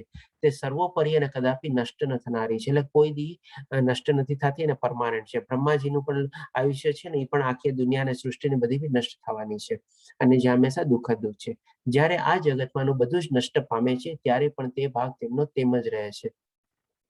હવે ભગવાન શ્રી કૃષ્ણ પોતાના ઘર વિશે કહે છે કે ભાઈ ઈ ભાગ જે છે એ હંમેશા પરમાનન્ટ છે. હવે એક ગણતરી પ્રમાણે આપ જયારે લેવલ 2 લેશો ત્યારે એક ગણતરી પ્રમાણે એકમાં શ્લોક આવે છે, ઈશોપનિષદમાં એક મંત્ર આવે છે, જેમાં કહે છે કે ભાઈ આપણે આજે ભગવાન શ્રી કૃષ્ણ જે ઉચ્ચતર થી નીચેતર લોક જે ડિસ્ક્રાઇબ કર્યા ને, એ બધું ખાલી આપણે 25% પાર્ટ છે, અને 75% પાર્ટ છે ને એ આ ભગવાનનું પોતાનું લોક છે. એટલે કે ભગવાન જે પ્રમાણે કીધું ને કે ત્યારે તે પ્રમાણે તેનો તે જ રહે છે અને કદી નાશ પામતો નથી, શાશ્વત છે, અવ્યક્ત છે, બધું છે. એ રિપ્રેઝન્ટ કરે છે 75% ઓફ ધ ટોટલ આપણે જે યુનિવર્સ ને બ્રહ્માંડ જે છે ને એ, અને 25% અંદરમાં બધા લોકો આવી ગયા, ઉપર નીચેના બધા લોકો આવી જાય છે. એ આપણે જયારે લેવલ 2 કરશું ત્યારે આપણને એ એક મંત્રમાં કવર કરવામાં આવે છે. હવે આ રીતે પછી આપણે છેલ્લો શ્લોક છે, જે મનુષ્ય ભક્તિમય સેવાના માર્ગનો સ્વીકાર કરે છે તે વેદાધ્યાન, તપ, યજ્ઞ, દાન કરવાથી અથવા તાત્વિક કે સકામ કર્મ કરવાથી પ્રાપ્ત થનારા ફળોથી વંચિત રહેતો નથી. હવે આનો મતલબ શું છે કે ભાઈ ઘણા લોકો જ્ઞાન મેળવવાની પ્રાપ્તિ કરવાની કોશિશ કરે, ઘણા લોકો સારા સારા કર્મો કરીને અને અકર્મ કરીને ભગવાનને મેળવવાની કોશિશ કરે, ઘણા લોકો શું છે કે ભાઈ ધ્યાન યોગ અથવા અષ્ટાંગ યોગ કરીને ભગવાનની કોશિશ કરે, વેદ ધ્યાન કરે, તપ કરે, યજ્ઞ કરે, દાન કરે, આ બધું કરે, અને આ રીતે ભગવાનને મેળવવાની કોશિશ કરે. પણ બધાથી ઉપરવટ શું છે, ભગવાન શ્રી કૃષ્ણ પોતે કહે છે જે મનુષ્ય ભક્તિમય સેવાના માર્ગનો સ્વીકાર કરે છે. એટલે કે આ બધાથી ઉપરવટ છે, જે આપણે ઓલરેડી આગલા અધ્યાયમાં જોઈ ગયા છે. આપણે જો લિફ્ટ અને એલિવેટરમાં બેસીને ભગવાનની ભક્તિ કરવા માંડીએ તો આ બધા યોગનો, કારણ કે એન્ડ રિઝલ્ટ બી એમાં જ થવાનું છે. તો આ રીતે આપણે ભગવાનની ભક્તિ કરવાની, જે ભગવાન શ્રી કૃષ્ણ પોતે કહે છે સર્વોપરી છે, પ્રાપ્ત થનારા ફળોથી વંચિત રહેતો. એટલે આ બધું જે કરે છે એને જેટલા ફળ મળે છે એ બધા ફળ ઓટોમેટિકલી જે ભગવાનની ભક્તિ કરે છે એને પણ ફળ મળી જાય છે. તે કેવળ ભક્તિ કરવાથી જ ફળો પામે છે. વેદો અને ઋગ્વેદ આ બધું કોને વાંચવાનો ટાઈમ છે? આજે આપણે જસ્ટ એક સિમ્પલ એક્ઝામ્પલ લઈએ. આજે હું 2 શ્લોક બી યાદ કરું ને એક અઠવાડિયાના મેં નિયમ કર્યો છે કે ભાઈ એવરી સેટરડે શ્લોક સન્ડે શ્લોક યાદ કરવાના અને મંડે થી ફ્રાઈડે સુધી એને રિવાઇઝ કરવાના, તો એમાં મારો દમ નીકળી જાય છે. તો હું આટલું બધું વેદ ધ્યાન ને બધું ક્યારે કરવાનું? તો એના કરતા હું ભગવાનની ભક્તિ જ કરું તો, પણ ના ડેફિનેટલી થોડું ઘણું આપણે કરવું જોઈએ અને જેટલું થાય એટલું કરીએ. તો એક જસ્ટ એક આપણે કહું છું કે ભાઈ કેટલું કઠિન છે બધું વેદ ધ્યાન ને બધું કરવું, એને સમજવું. આજે આપણે ગીતાને સમજવી 700 શ્લોક છે એને આપણે સમજવી મુશ્કેલ છે અને એમાંથી પણ માની લો 108 શ્લોક આપણે યાદ કરવાની કોશિશ કરીએ તો દમ નીકળી જાય છે. આજે હું સીએ થયો, મને એટલું બધું ડિફિકલ્ટ નથી લાગ્યું, મેં જેટલી બધી એક્ઝામો ને બધું પાસ કર્યું, પણ અત્યારે 108 શ્લોક હું યાદ કરવા બેઠો છું તો એમાં મારો દમ નીકળી જાય છે. તો આ બધું આપણને ક્યારે ટાઈમ મળવાનો? તો ડેફિનેટલી આ બધું એનો ફળ જે છે આપણને ભક્તિ કરીએ તો એના ફળ મળી જાય છે અને અંતે સર્વોપરી સનાતન ધામને પામે છે, જે ભગવાન શ્રી કૃષ્ણે સરસ રીતે ડિસ્ક્રાઇબ કર્યું એ કેવું પોતાનું ધામ છે જે હંમેશા સુખ અને આનંદ જ છે અને કોઈ દી નષ્ટ નથી થવાનું. તો અહીં આપણો 8મો અધ્યાય પૂરો થાય છે, અક્ષય બ્રહ્મયોગ અને ભગવાનની કેવી રીતે પ્રાપ્તિ કરવી અંતકાળે એ આપણે જાણ્યા. અને સરસ મજાની 3-4 સ્ટોરીઝ લીધી. આઈ હોપ કે આપને સ્ટોરીઝ ગમી હશે. You can type in the chat box અથવા હવે આપણે પ્રશ્નોત્તરી બી લઈ શકીએ છીએ. હરે કૃષ્ણ પ્રભુજી. હરે કૃષ્ણ પ્રભુજી, બોલો. 2 પ્રશ્ન છે. હાજી. એક તો પેલી 3 જે સ્તુતિ કીધી એ 3 સ્તુતિ સૂર્ય ભગવાન, ભીષ્મ પિતા અને કુંતી એ 3 કરી બરાબર છે, પણ સ્તુતિ કઈ છે? એ સ્તુતિ કઈ કીધી? આપણે જેમ શ્લોક છે કે ભગવાન વાંચો એ ભગવાને જે શ્લોક કીધો એમ એ સ્તુતિ કઈ છે? સૂર્ય ભગવાને નહીં, 3 એટલે કે 3 સ્તુતિ મેં કીધી. બ્રહ્માજીની સ્તુતિ કીધી જે ભગવાન શ્રી કૃષ્ણ, બ્રહ્માજીની, કુંતીની અને ભીષ્મની. આ સ્તુતિ બધી તમને ભાગવતમમાં મળશે. હવે ક્યાં અધ્યાયમાં છે હું ગોતી દઈશ તમને. એક તો જેમ કે ભીષ્મ પિતામહની સ્તુતિ આપણે 4થા ખંડમાં છે ભાગવતમના, અને કુંતી માતા અને બ્રહ્માજીની કે છે મને ખંડ યાદ નથી અત્યારે, પણ એ સ્તુતિ પણ બહુ છે સરસ છે. આપણે ઓકે. અને બીજો પ્રશ્ન એ છે કે જેમ અત્યારે અજામલ અને જે સ્ટોરી આપણે વાંચી કીધી કે ભાઈ છેલ્લે નારાયણ નારાયણ એટલે નારાયણે એમનું ઉદ્ધાર કર્યો, એ રીતના જેમ આપણે વિકર્મ, કર્મીઓ અને અકર્મીઓ એમ 3 કર્મ કરીએ છીએ, એ રીતના જન્મ થાય છે. તો આપણે વિકર્મીઓની હિસાબે આપણું મનુષ્ય યોનિમાં કદાચ જન્મ નથી થતો, પણ પશુ કે બીજા કોઈમાં થાય, તો એમાં તો આપણને કેવી રીતના ખ્યાલ આવે કે મારે ભગવાનનું નામ દેવાનું કે નહીં દેવાનું? કારણ કે એ વખતે તો પશુઓમાં કે બીજી કોઈ યોનિમાં બુદ્ધિ તો હોતી નથી. તો ત્યારે કેવી રીતના ખબર પડે કે ભાઈ આપણે ભગવાનનું નામ દઈએ અને ફરીથી આપણે આ જન્મ માંથી મુક્ત મળે? બહુ સરસ પ્રશ્ન પૂછ્યો રાજેન્દ્ર પ્રભુજી. રાધા, હું તમને થેન્ક યુ કહીશ કે તમે આ પ્રશ્ન પૂછ્યો. તો તમારો પ્રશ્ન તો બહુ જ સાચો છે કે જ્યારે આપણે વિકર્મ કરીએ ત્યારે આપણી અધોગતિ થાય છે અને આપણે નીચલી યોનિમાં જન્મ પામીએ છીએ. નીચલી યોનિનો મતલબ એ કે ભાઈ આપણે એટલીસ્ટ મનુષ્યની યોનિ આપણને મળતી નથી અને અલગ અલગ નાના મોટા કોઈ જીવો પ્રાણીની આપણને યોનિ મળે છે. અને હવે પ્રશ્ન છે આપણો કે ભાઈ જ્યારે આપણને પ્રાણીની યોનિ મળે ત્યારે આપણે ભગવાનની ભક્તિ કેવી રીતે કરી શકીએ? ડેફિનેટલી નો જ કરી શકીએ. હવે જેમ આપણે ભરત મહારાજની જેમ સ્ટોરી લીધી, હવે એનો જીવ જ્યાં અટકેલો હતો તો એ પ્રમાણે એને હિરણનું શરીર મળ્યું. હવે એ હિરણના શરીરમાં ભક્તિ તો નથી કરી શકતો, પણ ડેફિનેટલી હવે એનો જે જીવ અટકેલો હતો એટલે કે હિરણનો એને અનુભવ જોતો હતો, એને એ હિરણ જોવો તો પાછો પોતાનો, એનો જે પ્રેમ અને લાગણી જે હિરણમાં અટકેલી હતી, એટલા માટે ભગવાન એને પાછો એ જ સ્વભાવ પ્રાપ્ત કરીને એને હિરણનું રૂપ આપી દીધું. હવે ડેફિનેટલી એના સદકર્મ તો હતા જ બધા, એને પણ તમારે સારા એવા કર્મ કરેલા જ હતા ભરત મહારાજે, અને એ કર્મો કરતા હતા બી ત્યાં જઈને બી. તો એ કર્મના રિઝલ્ટ રૂપે જે એનો ભાવ હતો ને એક લિમિટેડ ભાવ હતો, એટલા માટે એ માની લો હિરણનું આયુષ્ય કેટલા વર્ષનું હોય? કોઈને કોઈ આઈડિયા છે? મને પોતાને ખબર નથી, પણ જે બધાનું એક એક પ્રાણીઓનું બધાનું એક એક આયુષ્ય હોય. જેમ કે આપણે નાના મોટા કીટાણુ લઈએ તો કેટલાક કલાકોનું હોય, કોકનું કોઈ દિવસોનું હોય, તો કોકનું મહિનાનું હોય, તો કોકનું એવી રીતે હોય. જેમ કે આપણે મનુષ્યની આયુષ્ય આજની તારીખમાં આપણે કહીએ છીએ લગભગ ઇન્ડિયાના હિસાબે ડેમોગ્રાફિક પેટર્ન જે છે લગભગ 80 વર્ષનું જેવું આયુષ્ય છે. તો એવી રીતે હિરણનું એક આયુષ્ય હોય, તો હવે એ આયુષ્ય એને ભોગવી લીધું અને એ મૃત્યુ પામ્યો. ઘણીવાર શું છે, એના પહેલા બી મૃત્યુ પામી શકે છે. માણસ બી પહેલામાં નથી મરી જતો, 20, 25, 30 વર્ષે મરી જાય છે આજકાલ તો ડેફિનેટલી એ જે એનો ભાવ હતો એ ભાવ એનો સેટિસ્ફાય થઈ ગયો ત્યાં સુધી એને હિરણનું રૂપ પામ્યું અને ફરીથી પાછો શું મનુષ્ય રૂપમાં આવી ગયો.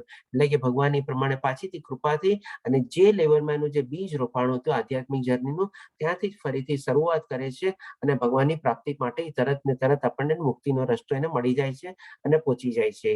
આ રીતે જયારે આપણને પ્રાણીનો માની લો જીવ મળે તો આપણો જે ભાવ જે હોય એ ત્યાં સુધી આપણે ભોગવવું જ પડે. આપણે એને એન્જોય બી કહી શકીએ કે ભાઈ એના હિરણની પ્રાપ્તિ માટે હતું તો એને હિરણનું મળી ગયું, લે ભાઈ તને હિરણની જરૂર હતી ને, ભોગવ હવે હિરણનું લાઈફ તારે. અને જયારે પોતે સેટિસ્ફાય થઈ જાય, હિરણ મૃત્યુ પામે અને પાછી એ જ આત્મા બીજા શરીરમાં આવી ગઈ. આ રીતે ડેફિનેટલી એનું જે ભક્તિનું જે બીજ છે કોઈ દી નાશ થતું નથી. અને જે તમારા પ્રશ્નના રિલેવન્ટમાં કહી દો કે જયારે લેવલ 2 માં આપણે છે ને ઈશોપનિષદમાં બી એક મંત્ર આવે છે કે આપણી લાઈફને આપણે કેવી રીતે યુટિલાઇઝ કરવી જોઈએ. હવે આ થોડોક આગળનો તમારો જવાબ છે પ્રશ્નનો કે ભાઈ આપણને મનુષ્ય જીવ મળ્યો હોય તો હવે એને આપણે કેવી રીતે સરસ રીતે આપણે યુટિલાઇઝ કરી શકીએ કે જેથી કરીને આપણે એટલીસ્ટ ઉચ્ચતર લોક અને એનાથી ઉપર પણ આપણે જે મુક્તિ પ્રયાસ કરવા જોઈએ. તો આ એક છે કે ભાઈ આપણે મનુષ્ય યુઝને સરસ રીતે આપણે યુટિલાઇઝ કરવી જોઈએ. હરે કૃષ્ણ રાજેન્દ્ર પ્રભુજી. હરે કૃષ્ણ. ઇન શોર્ટ કે આપણે જે પ્રોફિટ એન્ડ લોસ એકાઉન્ટમાં કેરી ફોરવર્ડ કરીએ પ્રોફિટ એન્ડ લોસ, એ જ રીતના જીવનમાં બી જે પુણ્ય કર્યા હોય, જે પાપ કર્યા હોય એ આ જન્મમાં નહીં તો આવતા જન્મમાં બી પૂરા કર્યા પછી જ જો બેલેન્સ હોય તો એ બીજા જન્મમાં આપણે કેરી ફોરવર્ડ કરી શકીએ છીએ. એક્ઝેક્ટલી. અને આના સંદર્ભમાં જયારે આપણે સમજતા હતા કે ભાઈ વિકર્મ તમારો નેગેટિવ ઓવરડ્રાફ્ટ એકાઉન્ટ છે, પછી સકામ કર્મો છે એ તમારો કરંટ એકાઉન્ટ છે, અને જે અકર્મો છે એટલે કે આધ્યાત્મિક કર્મો છે તમારો સેવિંગ્સ એકાઉન્ટ છે, અને આધ્યાત્મિક કર્મો વાળો તમારું કેરી ફોરવર્ડ થાય છે. અને વિકર્મ ને બધાનું તો આપણે નેગેટિવલી રીતે કેરી ફોરવર્ડ થાય છે. તમારું રિઝર્વ સરપ્લસમાં એડ નથી થતું પણ એમાંથી ઘટાડો થાય છે. સારી રીતે તમે એકાઉન્ટિંગ લેંગ્વેજમાં પૂછ્યું એટલે હું તમને થોડુંક સરસ રીતે સમજાવી શકું. મારો પ્રોફેશન જ છે. ના એટલે બોનસ શેર ના મળે, બીજું શું તમારું રિઝર્વ ના હોય. બસ એક્ઝેક્ટ તમારું રિઝર્વ સરપ્લસ ઘટતું જાય જો વિકર્મ હોય તો. ધન્યવાદ. બીજા કોઈનો પ્રશ્ન મહેશ પ્રભુજીને પછી આપણે લેશું. જો બીજા કોઈનો હોય તો પેલા એને લઈ લઈએ, પછી નહીં તો મહેશ પ્રભુજીનો પ્રશ્ન લઈએ આપણે. હરે કૃષ્ણ સર. હાર્દિક હેલો. હા હાર્દિક પ્રભુજી બોલો. હા અચ્છા સર, મને જસ્ટ એમ જનરલ એક ક્વેશ્ચન કે જે લાસ્ટમાં એમને કીધું ને કે સનનું નામ, નાના સનનું નામ એમને નારાયણ રાખ્યું અને પછી એમને સદગતિ પ્રાપ્ત થઈ, જે પ્રમાણે બધા ભેગા થયા. તો આ એક જાતનું આમ તો ચીટિંગ ના કહેવાય, કારણ કે એના મનમાં ભાવ તો એમના છોકરાનો જ હતો ને, ભગવાનનો ભાવ તો હતો જ નહીં ને, ભક્તિનો ભાવ તો હતો જ નહીં. હવે ચીટિંગ એકચ્યુઅલી નો કહેવાય. હવે આ તમને સમજાવું કેવી રીતે થાય. બધા પ્લીઝ મ્યુટ કરી દો ને, થોડું ડિસ્ટર્બન્સ થાય છે. હું પણ મ્યુટ કરી દઉં છું બધાને. ઓકે.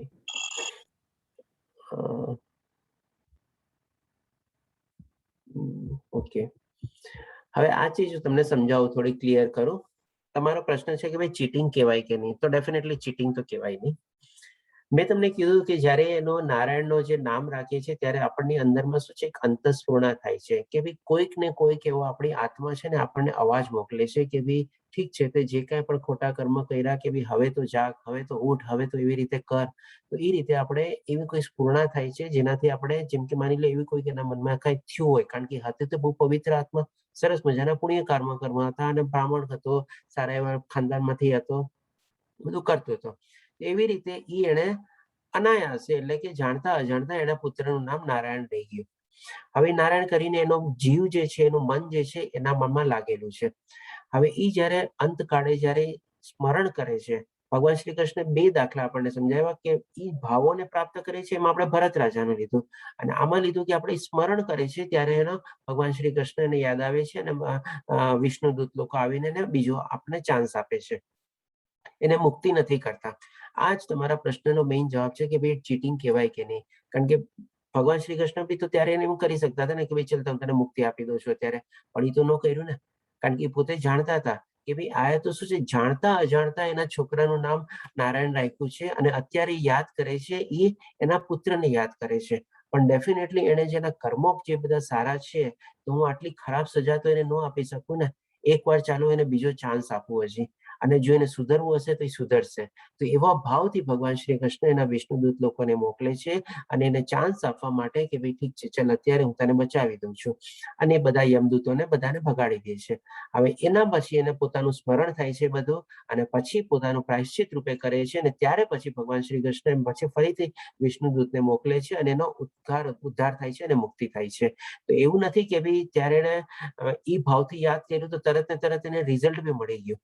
ઇમિડિયેટ રિઝલ્ટ તો નથી મળ્યું ને, એને પ્રાયશ્ચિત કરવું પડ્યું બધી ચીજનું. પ્રાયશ્ચિત કર્યા પછી એની મુક્તિ થઈ, પછી એને મોક્ષ મળ્યો. અને ભગવાન શ્રી કૃષ્ણ જયારે એનો બીજો આપણને ચાન્સ આપ્યો, એ સેકન્ડ ચાન્સનો એને સરસ રીતે ઉપયોગ કરીને પોતાને મુક્તિના દ્વાર ખોલ્યા. હવે સેકન્ડ ચાન્સમાં બી એને બધું જે રિયલાઇઝ ન થયું, આ બધું રિયલાઇઝ છે ને આપણને આત્મા દ્વારા રિયલાઇઝ થાય કે ના ભાઈ આ બધી મેં ભૂલ કરી, આ રીતે આમ કર્યું. આ બધું ચીજ છે ને થોડું ઘણું તમને લેવલ 2 માં બી કવર થશે કે ભાઈ કેવી રીતે થાય છે એ બધી ચીજ. આપણે કે ભાઈ આત્મા જે છે એ આપણે સાક્ષીમાંથી કેવી રીતે આપણા લાઈફનું નિયંત્રણમાં કન્વર્ટ થાય છે, કેવી રીતે આપણી લાઈફને કંટ્રોલ કરે છે, એ બધું તમને ત્યારે સમજાશે. તો આ રીતે એ પોતાની લાઈફને યુટિલાઇઝ કરે છે, સેકન્ડ ચાન્સને યુટિલાઇઝ કરે છે, અને પછી પોતાના મુક્તિના દ્વાર ખોલી અને ભગવાન એને મુક્તિ આપે છે. તો આ રીતે આપણે કહી શકીએ it is not a cheating, it is just a second chance કે ભાઈ ઠીક છે તું પ્રાયશ્ચિત કર. I hope it is clear. Hare Krishna પ્રભુ. યસ. ધન્યવાદ પ્રભુ. મહેશ પ્રભુજી આપ પૂછી શકો છો જો બીજા કોઈનો પ્રશ્ન ન હોય તો. પ્રભુ પહેલા તો ખૂબ આભાર કે નારાયણ બાબતનું જે તમે એનાલિસિસ કરી આ પ્રશ્નોનો જવાબ આપવામાં, એનો ખૂબ ખૂબ આભાર, કેમ કે ઘણી બધી વસ્તુની ચોખવટ એમાં થઈ ગઈ. હવે બીજો મારો પ્રશ્ન એવો છે કે આમ તો 2 કે 3 પ્રશ્નો છે. તો એક પ્રશ્ન એવો છે કે જે હરણ માટેનો છે ભરત રાજાને, જે એમાં એને લોહીનો સંબંધ નથી, એને આકર્ષણ નથી, એને મોહ નથી, પણ કરુણા છે એ પ્રાણી માટેની, બરોબર? તો એ કૃષ્ણ ભગવાન કહે છે એ પ્રમાણે તો કોઈ વસ્તુમાં આસક્તિ કે મોહ રાખવો જોઈએ નહીં, પણ આ તો એને કરુણાનો ભાવ છે.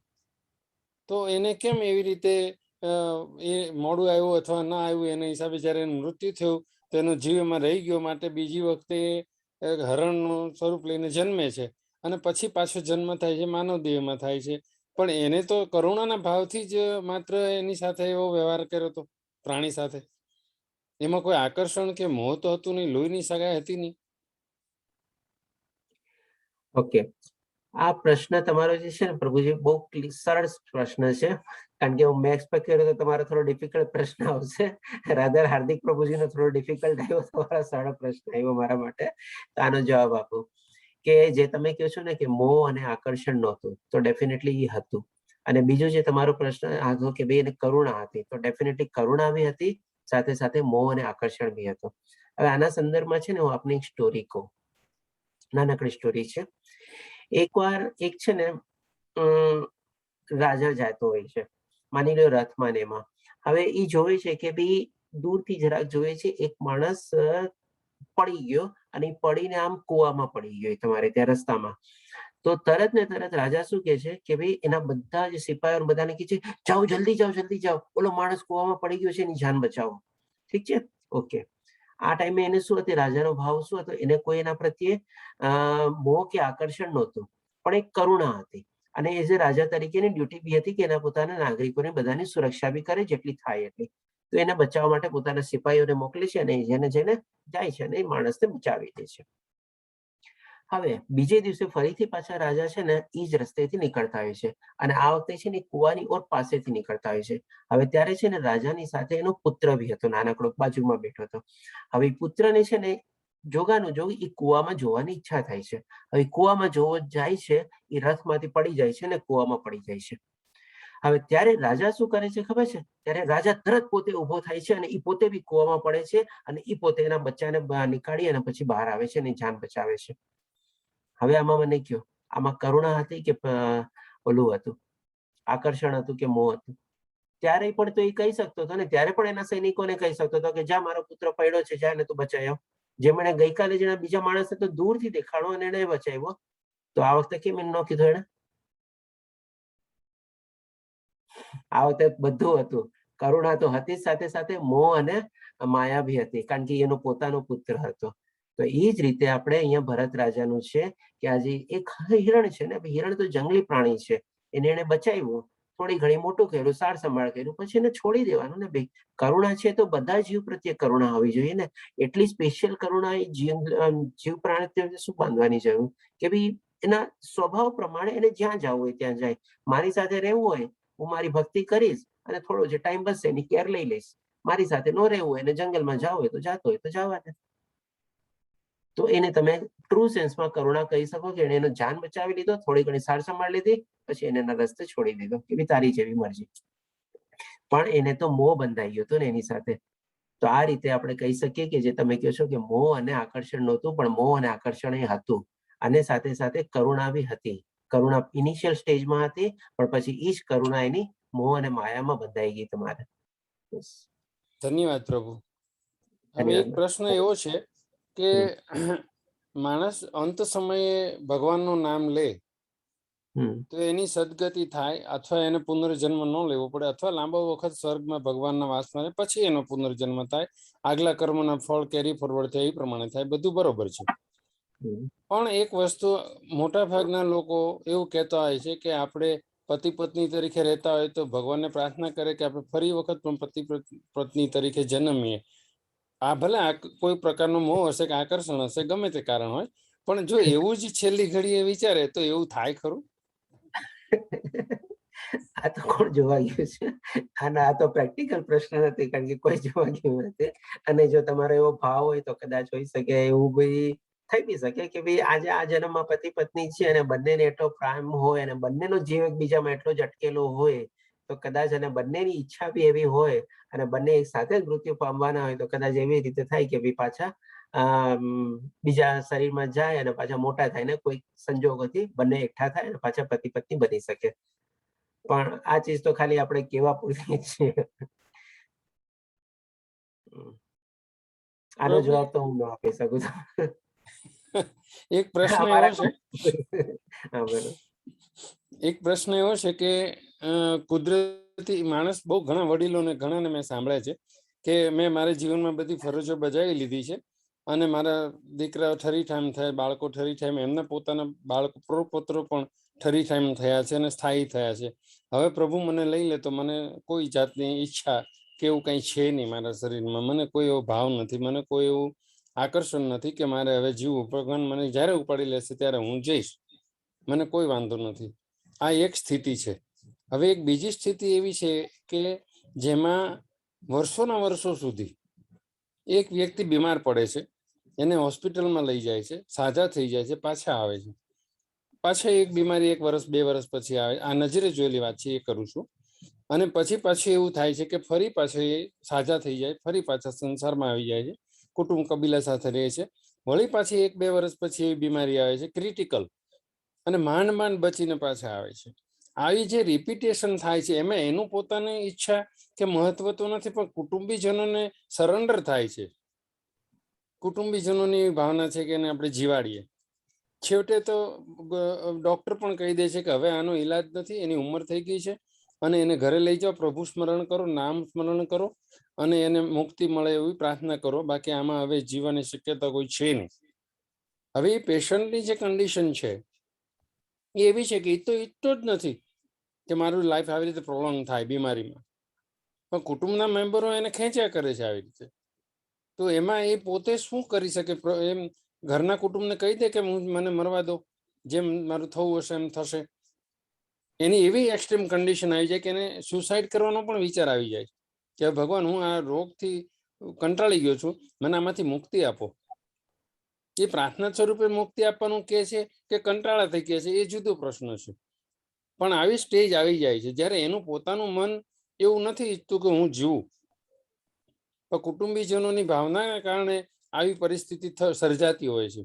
એમાં એનો દોષ કેટલો? એનો દોષ પૂરેપૂરો, હું તો એમ જ કહું. આ એક લાઈનનો જવાબ છે. હવે થોડુંક આનું એક્સપ્લેનેશન આપી દો, નહીં તો તમને સંતોષ નહીં થાય. તમે બે માણસ વર્ણવ્યા. પેલો માણસ વર્ણવ્યો કેવી બધી રીતે સુખી સંપન્ન છે ને ભગવાનને પ્રાર્થના કરે છે અને ચાલતો ફરતો છે ને બધાને કહે છે મને ઉપાડી લો. તો હું આ છે આપણે કે ભાઈ એ મૃત્યુ માટે રેડી છે, મૃત્યુ માટે સ્વીકારવા રેડી છે અને એ એકદમ બાદ ભરવા રેડી છે. જ્યારે બી આવે ત્યારે હું આવી જઈશ. ઓકે, એમાં તો આપણને કોઈ પ્રોબ્લેમ નથી, એમાં તમારો કોઈ પ્રશ્ન બી નથી. તમે જે બીજો માણસનું કીધું કે ભાઈ હોસ્પિટલમાં ગયો, પાછો આવ્યો, પાછો ટર્મિનલ અને ડિઝીઝ થયો, પાછો ગયો, પાછો કોઈ કારણથી પાછો આવી ગયો અને પ્રોલોંગ થાય છે. ડોક્ટરે આમ કીધું, ફેમિલી મેમ્બરે આમ કીધું, તેમ કીધું, બધું કીધું. તો હવે આમાં શું છે, એક કર્મ પીડા હોય. આપણે કહે છે ને કે જન્મ મૃત્યુ જરા વ્યાધિ. તો હવે એ બધી એને ભોગવવી જ પડે. એટલે તો ભગવાન શ્રી કૃષ્ણ આ શ્લોકમાં પોતે કીધું છે કે ઉચ્ચતરથી લઈને નિમ્નતમ શ્લોકમાં બધી જગ્યાએ દુઃખ જ દુઃખ છે. હવે એ ડેફિનેટલી આવી જે ટર્મિનલ ડિસીઝ આવે છે અને જાય છે અને ફરીથી પાછો આવે છે, દેટ મીન્સ એના કર્મ એવા છે કે આ બધી પીડા એને ભોગવવાની જ છે અને ભોગવા સિવાય એનો છૂટકો છે જ નહીં. અને બાકી જે બધા તમે ફ્રેન્ડ, રિલેટિવ્સ ને બધા જે કહો છો ને, એ તો ખાલી નિમિત્ત માત્ર છે. એ લોકો એની પોતાની ડ્યુટી કરે છે ને એનો પોતાનું કર્મ છે કે ભાઈ કોઈ સામેથી કહે કે ભાઈ મને મરવા દો, તો ભાઈ બધા એના ફેમિલી મેમ્બર્સ એ લોકો શું કરે કે ઠીક છે, જો પોતે સરસ મજાની પોતાની હોય સ્થિતિ, જે તમે કીધું કે બધાની એવી સ્થિતિ છે અને પોતે એફોર્ડ કરી શકે છે બધું એક્સપેન્સ, તો કોઈ ડેફિનેટલી કોઈ કહે નહીં કે હા ભાઈ ઠીક છે તમે જાઓ, તમે મરી જાઓ. એ લોકો તો પોતાની ડ્યુટી તો કરે ને, નહીં તો એને પોતાનો સ્વધર્મ નિભાવ્યો ન કહેવાય કે જો એ લોકો એને એવી રીતે મરવા દે તો. દેટ મીન્સ આ લોકો પોતાને જો એવી સ્થિતિ ન હોય તો ભાઈ જેવી સ્થિતિ હોય એ પ્રમાણે એની ટ્રીટમેન્ટ થાય ને એવી રીતે બધું ભોગવે કરે જાય. પણ જો એવી સ્થિતિ હોય તો આ લોકો પણ એને સામે રીતે બધા રિલેટિવ લોકો એને મરવા ન દે. દેટ મીન્સ એ લોકો બી ખોટું કરી નથી રહ્યા, એ લોકો પણ એનો સ્વધર્મ નિભાવી રહ્યા છે. અને જેમ ડોક્ટરે કીધું તો ડોક્ટરે બી એનો સ્વધર્મ જ નિભાવ્યો કે ભાઈ હવે આમાં કોઈ ટ્રીટમેન્ટ રાખીને ફાયદો નથી, કારણ કે ખોટી રીતે હોસ્પિટલાઇઝ રાખે ને 700 ને સારો ડોક્ટર હશે એટલા માટે એને આ એડવાઇસ આપી. નહીં તો આજની તારીખમાં ખોટા બિલ ચડાવવા નામે ડેડ બોડીને 2 દિવસ પછી ડિસ્ચાર્જ કરે છે અને પછી ડિક્લેર કરે છે કે ભાઈ મરી ગયો છે અને ચડાવે છે. એ બિચારો સારો માણસ હશે એટલે એને કીધું કે ભાઈ તમે આને લઈ જાઓ, પ્રભુનું નામ લ્યો અને જે થવું હશે એ થશે. પણ હવે ઘરે લઈ આવ્યા પછી બી એને જે પીડા ભોગવવાની છે એ ભોગવવી જ પડે. એમાં કોઈ રિલેટિવ બી કોઈ કઈ નહીં કરી શકે અને એ પોતે પ્રાર્થના કરશે ને તો બી કઈ નહીં કરી શકે. કદાચ હોઈ શકે ત્રીજી વાર એ પાછો ઉભો થાય અને પાછી એમાં લાગી જ જાય, તો એ એને પીડા ભોગવવાની છે. એટલે જ તો કે છે જન્મ મૃત્યુ જરા વ્યાધિની પીડા ભોગવવા સિવાય કોઈ રસ્તો છે જ નહીં. હરે કૃષ્ણ પ્રભુજી. ધન્યવાદ પ્રભુ. ચાલો બીજા કોઈ પ્રશ્ન કે પછી આજે આપણે વિરામ લઈએ. કાલે 9મો અધ્યાય બહુ જ ઇમ્પોર્ટન્ટ અધ્યાય છે, રાજગુહ્ય યોગ, ધ મોસ્ટ સિક્રેટ નોલેજ ભગવાન શ્રી કૃષ્ણ આપણને કહેશે એમાં. અને એમાં પણ 2-3 શ્લોક તો બહુ જ સરસ છે. આપણને એમાંથી ઘણું બધું જાણવા મળશે. આપણને આજના અધ્યાયમાંથી જેમ ઘણું આપણને ઇમ્પોર્ટન્ટ રેઝ મળ્યું આપણને. હા ગુરુનાથ પ્રભુજી, આપનો હેન્ડ રેઝ છે. જય શ્રી કૃષ્ણ પ્રભુ. હા, જય શ્રી કૃષ્ણ પ્રભુજી.